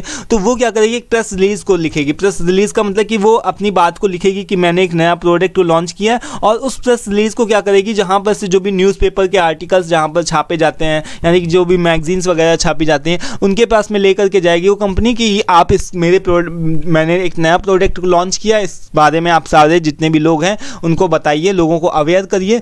तो वो क्या करेगी, जो भी मीडिया होगी, मीडिया क्या करेगी, अपने जो भी मैगजीन्स वगैरह में उसके आर्टिकल को पोस्ट करेगी, ठीक है। तो अब ये मीडिया के ऊपर डिपेंड करता है कि अगर उसको इन्फॉर्मेटिव लगेगी, अगर उसको जो भी इन्फॉर्मेशन है वो अगर इंपॉर्टेंट लगेगी, तभी वो मीडिया के अंदर अपनी जो भी है वो चीज़ों को प्रेस रिलीज, उसका मतलब प्रेस रिलीज लोगों को बताएगी उसके प्रोडक्ट के बारे में। अगर उसको मीडिया को लगता है कि नहीं ये इंपॉर्टेंट नहीं है, तब वो लोगों को उसके बारे में नहीं बताएगी, ठीक है। तो ये मीडिया के ऊपर डिपेंड करता है, ठीक है। But most of the cases में जो मीडिया होती है वो बताती है, क्योंकि अगर आप कोई भी नए कंपनी में कोई भी नया प्रोडक्ट को बनाते हो, या फिर कोई भी ऐसी न्यूज़ होती है जो कि सभी लोगों तक पहुंचनी चाहिए, तो ये चीज़ों को शेयर करने के लिए प्रेस रिलीज ही यूज़ करी जाती है। तो ये क्या होता है, एक तरीके का डॉक्यूमेंट होता है that announced a newsworthy story about your brand, company or the media to the media, की मतलब कि आपकी मीडिया को अपने ब्रांड के बारे में बताना, अपनी कंपनी के बारे में बताना, कोई नई स्टोरी हो, कोई नया प्रोडक्ट आपने लॉन्च किया हो तो उसके बारे में बताना, लोगों तक अवेयर करना। जैसे कि कोई भी नया प्रोडक्ट आपने लॉन्च किया हो, कोई आपको अवार्ड मान लो मिल गया हो, ठीक है, पार्टनरशिप आपने किसी के साथ में किया हो, जैसे मान लो जियो का किसी के साथ में पार्टनरशिप हो गई हो, जैसे कि हीरो और होंडा दोनों पहले क्या थे, एक जैसे थे, मुझे इसके बारे में ज़्यादा पता नहीं, ठीक है। तो वो लोग क्या थे, पहले एक थे शायद, और मतलब अलग अलग थे, फिर दोनों एक हो गए, अभी दोनों अलग हो गए शायद। तो ये सारी क्या है, पार्टनरशिप के प्रोग्राम हो गए, जैसे है ना। फिर क्राइसिस से रिलेटेड कोई भी मीडिया के अंदर कोई क्राइसिस आ गया, जैसे कि आप देखो डोमिनोज का हम लोगों ने अभी कुछ देर पहले एग्जाम्पल देखा था ना, कि क्राइसिस हो गया था, उसकी रेपुटेशन क्या होती है, इमेज क्या होती है उसकी, डाउन हो गई थी। तो उसमें क्या है, क्राइसिस हो रहा है, मतलब क्राइसिस का मतलब आप समझो कि उस क्राइसिस को डील करने के लिए, अपनी बात को बताने के लिए प्रेस रिलीज को यूज़ किया जा रहा है। कोई भी इवेंट किसी कंपनी ने कंडक्ट करा है तो उस चीज़ को भी बताने के लिए, लोगों तक अवेयर करवाने के लिए उस इवेंट के बारे में, या फिर कोई अनाउंसमेंट देनी है किसी भी कंपनी को, लोगों तक पहुँचाने की, हम फ्री ऑफर दे रहे हैं, फिर फ्री सेल कर रहे हैं, तो उसके लिए हम लोग क्या करते हैं, जो कंपनीज होती है वो क्या करती है, प्रेस रिलीज का यूज़ करती है, ठीक है। अब देखो इसके एलिमेंट्स कौन कौन से हो गए। एलिमेंट्स में इसमें बात किया जाए तो प्रेस रिलीज जो भी होती है, आपको सबसे पहले आपको क्या लिखना होता है, प्रेस रिलीज नाम का एक तरीके से लेबल लिखना होता है। प्रेस रिलीज को लिखने के लिए आपको जो भी है प्रेस रिलीज का एक ऐसा लेबल सा लिखना होता है कि यहाँ प्रेस रिलीज आप लिख रहे हो, ठीक है। उसके बाद में आपको जो भी रिलीज की डेट है उसको डेट को डालो, डेट वगैरह को डाल करके आप जो भी कॉन्टैक्ट इन्फॉर्मेशन जो भी आप जहाँ से 24/7 आवर्स तक की आप कॉन्टैक्ट कर सको जिस भी व्यक्ति से, उससे रिलेटेड आप कॉन्टैक्ट की इन्फॉर्मेशन डालोगे। फिर आप उसकी हेडिंग डालोगे, जो भी मेन हेडिंग होगी। हेडिंग का मतलब कि जो भी आपका चीज़, जैसे मान लो कि किसी को कोई अवार्ड मिला, आपकी कंपनी को कोई अवार्ड मिला, ठीक है, तो उससे रिलेटेड आप वो हेडिंग को क्या करोगे, सबसे ऊपर रखोगे। उसके बाद में उसकी सब हेडिंग्स, ये कंपनी कहाँ गई, कहाँ पर उसको कौन सा अवार्ड मिला, ये उसकी सब हेड्स हो गए, ठीक है। उसके बाद बॉडी की बात आती है, तो बॉडी के अंदर क्या हो गया, जैसे कि अलग अलग जो भी उसके बॉडी आ गया, जैसे कि जो भी कंटेंट हो गया, उसका पूरा कंटेंट क्या है उसका, ठीक है, तो उससे रिलेटेड। उसके बाद में लीड का मतलब कि जहाँ पर से जो भी चीज़ें उसको लीड करने वाली है। जैसे कि इसका एग्जांपल देता हूँ, लीड का मतलब ये होता है कि जो भी कंपनी होती है वो इस मैनर में अपने जो भी है प्रेस रिलीज को लिखती है कि मीडिया उसकी बातों को, उसकी जो भी इंफॉर्मेशन है उसको, उसकी बातों को, उसकी इंफॉर्मेशन को लोगों तक पहुंचाए। इस मैनर में प्रेस रिलीज अपनी बात को रखती है, या फिर इस तरीके से अपनी बातों को बताती है। मीडिया से ऐसी रिक्वेस्ट के फॉर्म में करती है कि आप मेरी बात को दूसरों तक इसके बारे में आप बताओ, या फिर उसको बताती है कि आपकी जो भी इंपॉर्टेंस क्या है, कि आप जो भी प्रेस रिलीज को शेयर कर रहे हो, या फिर जो भी आप इन्फॉर्मेशन शेयर कर दो तो उसकी इंपॉर्टेंस क्या है। तो लीड के अंदर ये आता है। फिर लीड के बाद में आपका आता है बॉयलर प्लेट। बॉयलर प्लेट काफ़ी इंपॉर्टेंट होता है और कई बार अलग से भी पूछा जाता है कि बॉयलर प्लेट होता है क्या है। तो ये क्या होता है, general overview of a company के बारे में होता है इन्फॉर्मेशन की, उसकी प्रोडक्ट कौन सी कंपनी बेचती है, पर्सन कौन है, कंपनी का CEO कौन है, ये सारी चीज़ें जो भी होती है बॉयलर प्लेट के अंदर इंक्लूड होती है। उसके बाद में क्लोज में जैसे आपके क्लोज करते हो, जो आप न्यूज़पेपर के अंदर देखते हो इस तरीके से डॉट्स लगे होते होंगे, ठीक है। तो न्यूज़पेपर के अंदर इस तरीके से, कोई मैगजीन्स में ऐसे ऐसे हैश टैग लगा करके 3 बार इस तरीके से यानी उसको क्लोज करना। इसका मतलब क्या होता है कि आपने अपनी बात को पूरा खत्म कर लिया। तो ये प्रेस रिलीज के कुछ एक एलिमेंट्स होते हैं। और उसके बाद में दोस्तों बात आती है प्रेस कॉन्फ्रेंस की। प्रेस कॉन्फ्रेंस क्या होता है, जैसे जो प्रेस रिलीज होता है उसमें आप अपनी बात को लिख करके बताते हो, बट प्रेस कॉन्फ्रेंस में क्या होता है कि मीडिया का एक इवेंट होता है जिसको बुलाया जाता है। मान लो कि आपके घर में मान लो कि कोई भी दिक्कत आ गई या फिर मान लो कोई भी चोरी हो गई किसी के यहाँ पर, तो क्या होती है प्रेस कॉन्फ्रेंस आती है। या फिर कोई भी कंपनी हो गई, कोई किसी को अवार्ड मिला या फिर कोई सेलिब्रिटी आया, ठीक है, तो उसके लिए क्या होती है प्रेस कॉन्फ्रेंस को बुलाया जाता है। और वो क्या करती है, आकर के पूरी सारी चीज़ों की फोटो कैप्चर्स करती है, सारी चीज़ों के बारे में डिटेल में इंफॉर्मेशन लिखती है, सब जगह पर फोटोज क्लिक कर दी जाती है, वीडियोज़ बनाए जाते हैं, उसके बाद में उसको शेयर किया जाता है सोशल मीडियाज़ के थ्रू। ठीक है, तो ये हो गया मीडिया का इवेंट होता है प्रेस कॉन्फ्रेंस, जिसमें कि only to distribute information and answer questions from media. जैसे कि क्वेश्चन आंसर्स होता है ना, क्वेश्चन आंसर्स की एक तरीके की सीरीज होती है कि आपने किस तरीके से अवार्ड जीता या आपको किस तरीके से मिला। आप देखते होगे ना न्यूज़ चैनल्स वगैरह में कि जो भी जैसे कोई की सक्सेस मिलती है तो वो अपनी उससे रिलेटेड एक इंटरव्यू कंडक्ट कराया जाता है, तो उसी को बोलते हैं कि प्रेस कॉन्फ्रेंस है ना। क्वेश्चन आंसर्स की सीरीज होती है, जैसे कि देखते हो कि कोई भी सेलिब्रिटी जा रहा है, उसके साथ में अगर कोई भी चीज़ हो गई, दिक्कत हो गई, तो वो बार बार प्रेस कॉन्फ्रेंस यानी कि सवाल जवाब करता है, उससे अपनी बातों को पूछता है, बताता है, और वो जो भी होता है सामने वाला अपनी जो भी जवाब देते देते परेशान होता है। तो ये होता है प्रेस कॉन्फ्रेंस। ठीक है, तो ये क्या है कि यूज्ड ओनली इन 3 सर्कमस्टेंसेस, जब भी आपके पास में कोई नया बिग कम्युनिकेट करने के लिए कोई भी बिग डेटा हो या फिर कोई भी ऐसी न्यूज़ हो जो कि नई न्यूज़ हो, ठीक है, या फिर जो जर्नलिस्ट हो वो अगर कोई वांट टू नो कि अगर कोई जो भी जर्नलिस्ट होता है या फिर पूरी जो जनता होती है, पब्लिक होती है, अगर वो चाहती है कि उसको इस बारे में पता चले, ठीक है, तो वो जो भी मीडिया होती है वो सभी लोगों तक पहुंचती है और पहुंच करके बातचीत करती है, उससे क्वेश्चन आंसर की सीरीज कंडक्ट कराई जाती है कि आप मुझे बताएं इसके बारे में। ठीक है, तो ये होती है जब मीडिया जो चाहती है वो बात करना चाहती है उन लोगों से, तब इस केस में जो प्रेस कॉन्फ्रेंस होता है उसको कंडक्ट कराया जाता है। ठीक है, तो आई होप कोई क्लियर हो गया होगा प्रेस कॉन्फ्रेंस क्या होता है, रिलीज क्या होता है। अब देखो बिजनेस एटिक के बारे में बात करते हो। बिजनेस एटिक का मतलब होता है एक तरीके से आप इसको मैनर्स समझ लो कि हम जो अपनी डेली लाइफ में जो भी मैनर्स होते हैं उसको फॉलो करते हैं ना, कि हमको कैसे बैठ करके खाना खाना है, हमको कैसे टेलीफोन में बात करनी, तो यही सारे जो भी होते हैं रूल ऑफ सोशल बिहेवियर, इसको आप रूल ऑफ सोशल बिहेवियर के नाम से बोल सकते हो। या फिर प्रोफेशनल कंडक्ट की किस तरीके से आप प्रोफेशनल किस तरीके से अपने आप को दिखा सकते हो। कि मान लो आप कंपनी में गए और आप इन प्रोफेशनल बिहेवियर शो कर दो, किसी से भी ऐसे ही बात करने लगे, ठीक है, तो वो क्या होता है कि इन प्रोफेशनल आपका कंडक्ट शो करता है। इससे आपके जो भी पर्सनालिटी पे बुरा इफेक्ट पड़ता है और सभी लोग आपको मतलब क्या है कि आपकी रेपुटेशन भी कम होती है। तो बिजनेस एटिक मतलब आपके अंदर मैनर्स होने चाहिए, बोलने चालने का, उठने बैठने का, बातचीत करने का, खाने का तरीका होता है। यही सारी चीज़ें जो होती हैं बिजनेस एटिक के अंदर आती हैं। तो सक्सेसफुल प्रोफेशनल जो होते हैं उनको पता होता है कि किस तरीके से कैसे बिहेव करना होता है कंपनी के अंदर, मीटिंग्स में, पार्टीज़ में और डिनर्स में। यही होते हैं हमारे एटिक्स यानी कि मैनर्स होते हैं हमारे।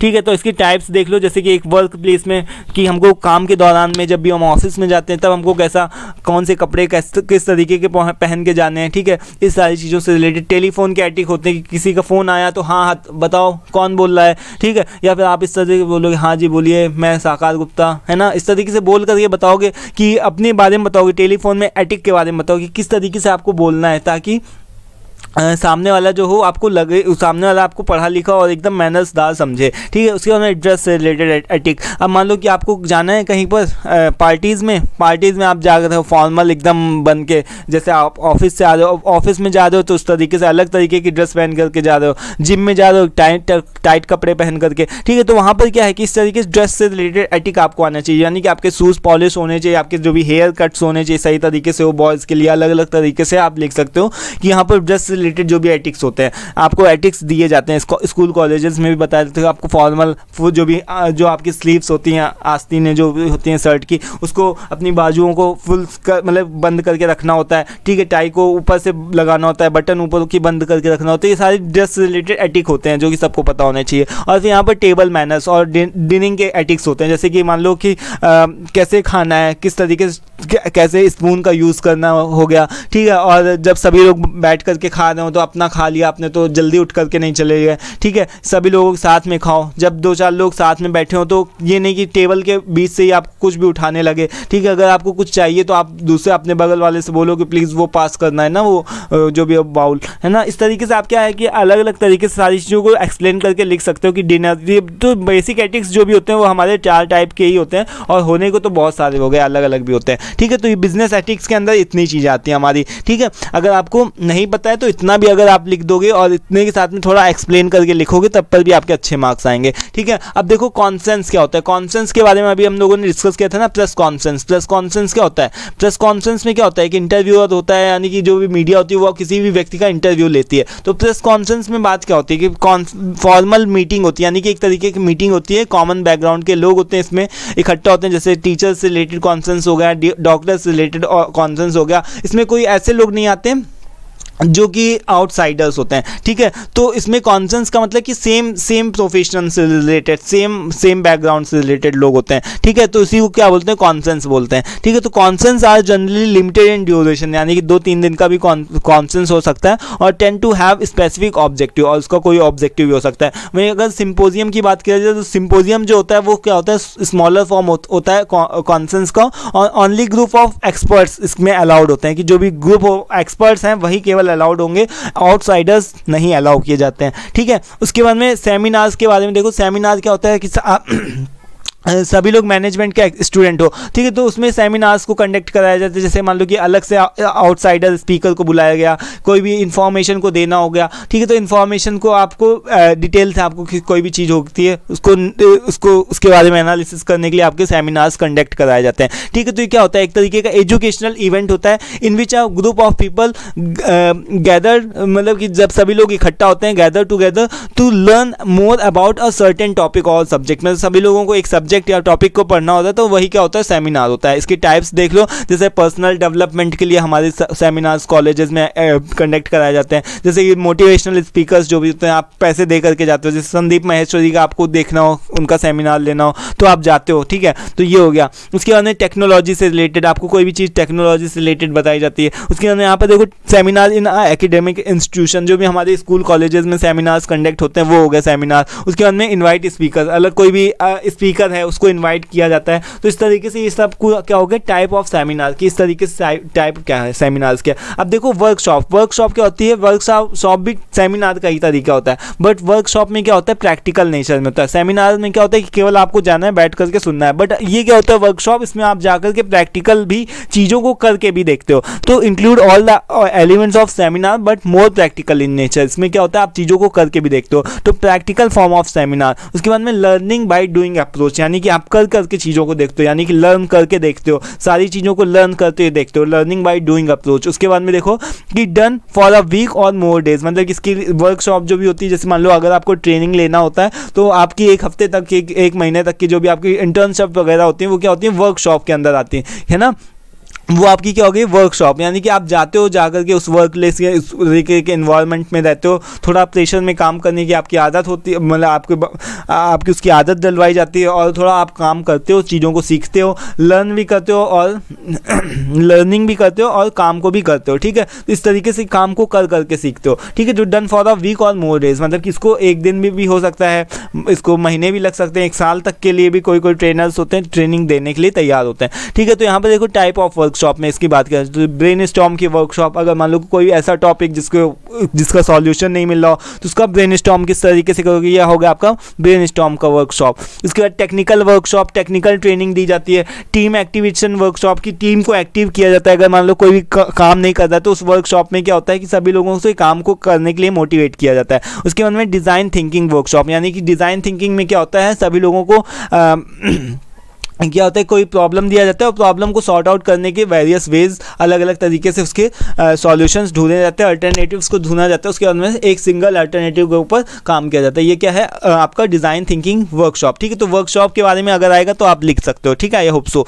अब देखो यहाँ पर एक सबसे लास्ट का इंपॉर्टेंट हमारा लास्ट का टॉपिक बचता है, दैट इज की impact of technological advancement on business network. So technology से आप क्या समझते हो, टेक्नोलॉजी क्या होती है, जैसे कि हमारे टेक्नोलॉजी क्या है कि हम आप अपने मोबाइल फ़ोन्स का यूज़ करते हैं, ठीक है, लैपटॉप्स, टीवीज़ वगैरह का यूज़ करते हैं। तो ये क्या है, टेक्नोलॉजी। तो टेक्नोलॉजी किस तरीके से हेल्प करती है बिजनेस कम्युनिकेशन को इम्प्रूव करने में। तो जैसे मोबाइल फ़ोन्स जो भी हो गए, mobile technology can help business stay connected with their customers और एम्प्लॉयज़। अब देखो, हम आज से पहले जब मान लो कि फ़ोन वगैरह नहीं होते थे तो कितनी ज़्यादा दिक्कत होती होगी कि अगर मान लो किसी कोई एम्प्लॉय नहीं आ रहा, क्यों नहीं आ रहा। तो अभी क्या है कि केवल आपने फ़ोन किया, पता कर लिया रीज़न क्यों नहीं आ रहे हो भाई, ठीक है। अगर वो पहले था तो नहीं आ रहा तो क्यों नहीं आ रहा, रीज़न का पता करना मुश्किल था, क्योंकि हम क्या करते थे, डायरेक्ट उसके घर से कांटेक्ट करते थे लेटर्स के थ्रू। तो सोशल मीडिया के थ्रू भी हम बहुत सारी चीज़ों से कनेक्ट कर पाते हैं बिजनेस में, जैसे कि अपने कस्टमर से अपने प्रोडक्ट को प्रमोट करने के लिए, है ना। अलग अलग तरीके के आप एडवर्टीजमेंट को भी देखते हो यूट्यूब वगैरह पे, तो उसमें भी क्या है कि अलग अलग चीज़ों को आप देखते हो और कनेक्ट हो पाते हो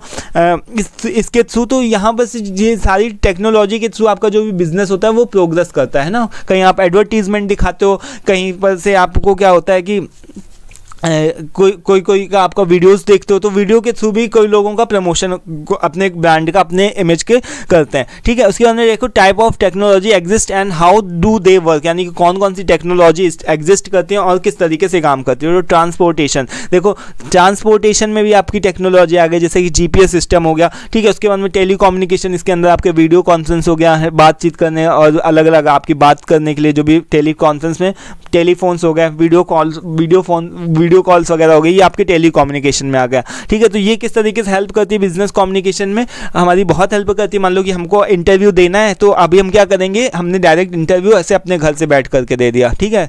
हमने कुछ चीज़ों का ध्यान रख के, हमारा बैकग्राउंड क्लीन हो, आसपास नॉइज ना हो, इन सारी चीज़ों के थ्रू हम क्या कर सकते हैं, आराम से अपने घर पर बैठ करके भी काम कर सकते हैं, वर्क फ्रॉम होम इस तरीके से यानी कर सकते हैं। उसके बाद देखो इंटरनेट के थ्रू भी हम कितना कनेक्ट होते हैं। इंटरनेट की मतलब बातें बताना, उसके बहुत बड़ा एक तरीके से वर्ल्ड वाइड क्या है, नेटवर्क होता है। तो इंटरनेट क्या है, बहुत ज़्यादा हेल्प करता है हमारी बिजनेस को ग्रो करने में। उसके बाद में दूसरा हमारा आता है इंटरनेट। तो दोस्तों में डिफरेंस होता है, इंटरनेट अलग होता है, इंटरनेट अलग होता है। इंटरनेट जो होता है बहुत बड़ा वाइड रेंज होता है, बट इंटरनेट क्या होता है, छोटे रेंज को कवर करता है। जैसे मान लो ऑर्गेनाइजेशन में एक उनकी अलग से सॉफ्टवेयर होता है, उनका कोई भी एक तरीके सॉफ्टवेयर होता है जिसको कौन लोग एक्सेस कर सकते हैं, ओनली एम्प्लॉयज़ एक्सेस कर सकते हैं, केवल एम्प्लॉयज़ के लिए ही होता है वो, है ना। तो केवल जैसे उनका एम्प्लॉय कोड और पासवर्ड अगर उन लोगों ने डाला तो वो पूरे कंपनी के डेटा को एक्सेस कर सकते हैं कि क्या कंपनी में चल रहा है और कितनी उनकी अटेंडेंस कितनी, सारी चीज़ों को केवल वही लोग एक्सेस कर सकते हैं, बाकी दूसरे जगह के आउटसाइडर्स उसको एक्सेस नहीं कर सकते। तो इसी को क्या बोलते हैं, इंट्रानेट बोलते हैं, ठीक है। डिफरेंस कई बार पूछा जाता है, इंटरनेट क्या होता है, इंट्रानेट क्या होता है, अच्छे से पढ़ के जाइएगा। इसके बाद में SMS हो गया आपका, SMS भी क्या करता है, शॉर्ट मैसेजेस से भी आप क्या कर सकते हो, कम्युनिकेट कर सकते हो अपने बिजनेस के थ्रू। उसके बाद ईमेल्स के थ्रू आप कम्युनिकेट कर सकते हो, ठीक है। तो यही था हमारा लास्ट में impact of technological advancement on business communication network, ठीक है। तो दोस्तों इस तरीके से हमारा यूनिट 5 भी कंप्लीट होता है। आई होप दोस्तों आप लोगों को वीडियो पसंद आया होगा, और अगर पसंद आया तो प्लीज़ इसको लाइक करना मत भूलिएगा, जरूर से इसको लाइक कर दीजिएगा, क्योंकि मेहनत लगती है बनाने में, और मेहनत के अलावा दोस्तों सारी चीज़ें एक तरीके से आपका मोटिवेशन, प्यार भी पता चलता है कि कितना ज़्यादा आप किसी चीज़ को सपोर्ट कर रहे हो, ठीक है। तो यहाँ पर से मैंने 1 घंटे 1.5 घंटे होने वाले, तो 1.5 घंटे के अंदर हम लोगों ने पूरी चीज़ों को कर किया है, ठीक है। जो 6 महीने का सिलेबस होता है उसको 1.5 घंटे के अंदर हम लोगों ने जल्दी जल्दी रिवाइज के थ्रू कर किया। बाकी अगर आप डिटेल से देखना चाहते हो तो पूरी प्ले लिस्ट चेक करो जा करके, ठीक है। और अगर कोई भी आपको कुछ लगता है कहीं कमी रह गई, कोई इंपॉर्टेंट टॉपिक छूट गया, तो उसको आप प्लीज़ एटलीस्ट मैंशन करके बताओ, जिसको मैं उसको भी करूँ, ठीक है। तो आज के दोस्तों इस वीडियो में इतना ही रखते हैं। कोई भी दिक्कत हो बताओ, कोई भी क्वेरी हो तो बताओ, ठीक है। और thanks for watching this video दोस्तों, मिलते हैं नेक्स्ट वीडियो में। PDF चाहिए तो उसके लिए व्हाट्सअप कर देना। Thank you once again.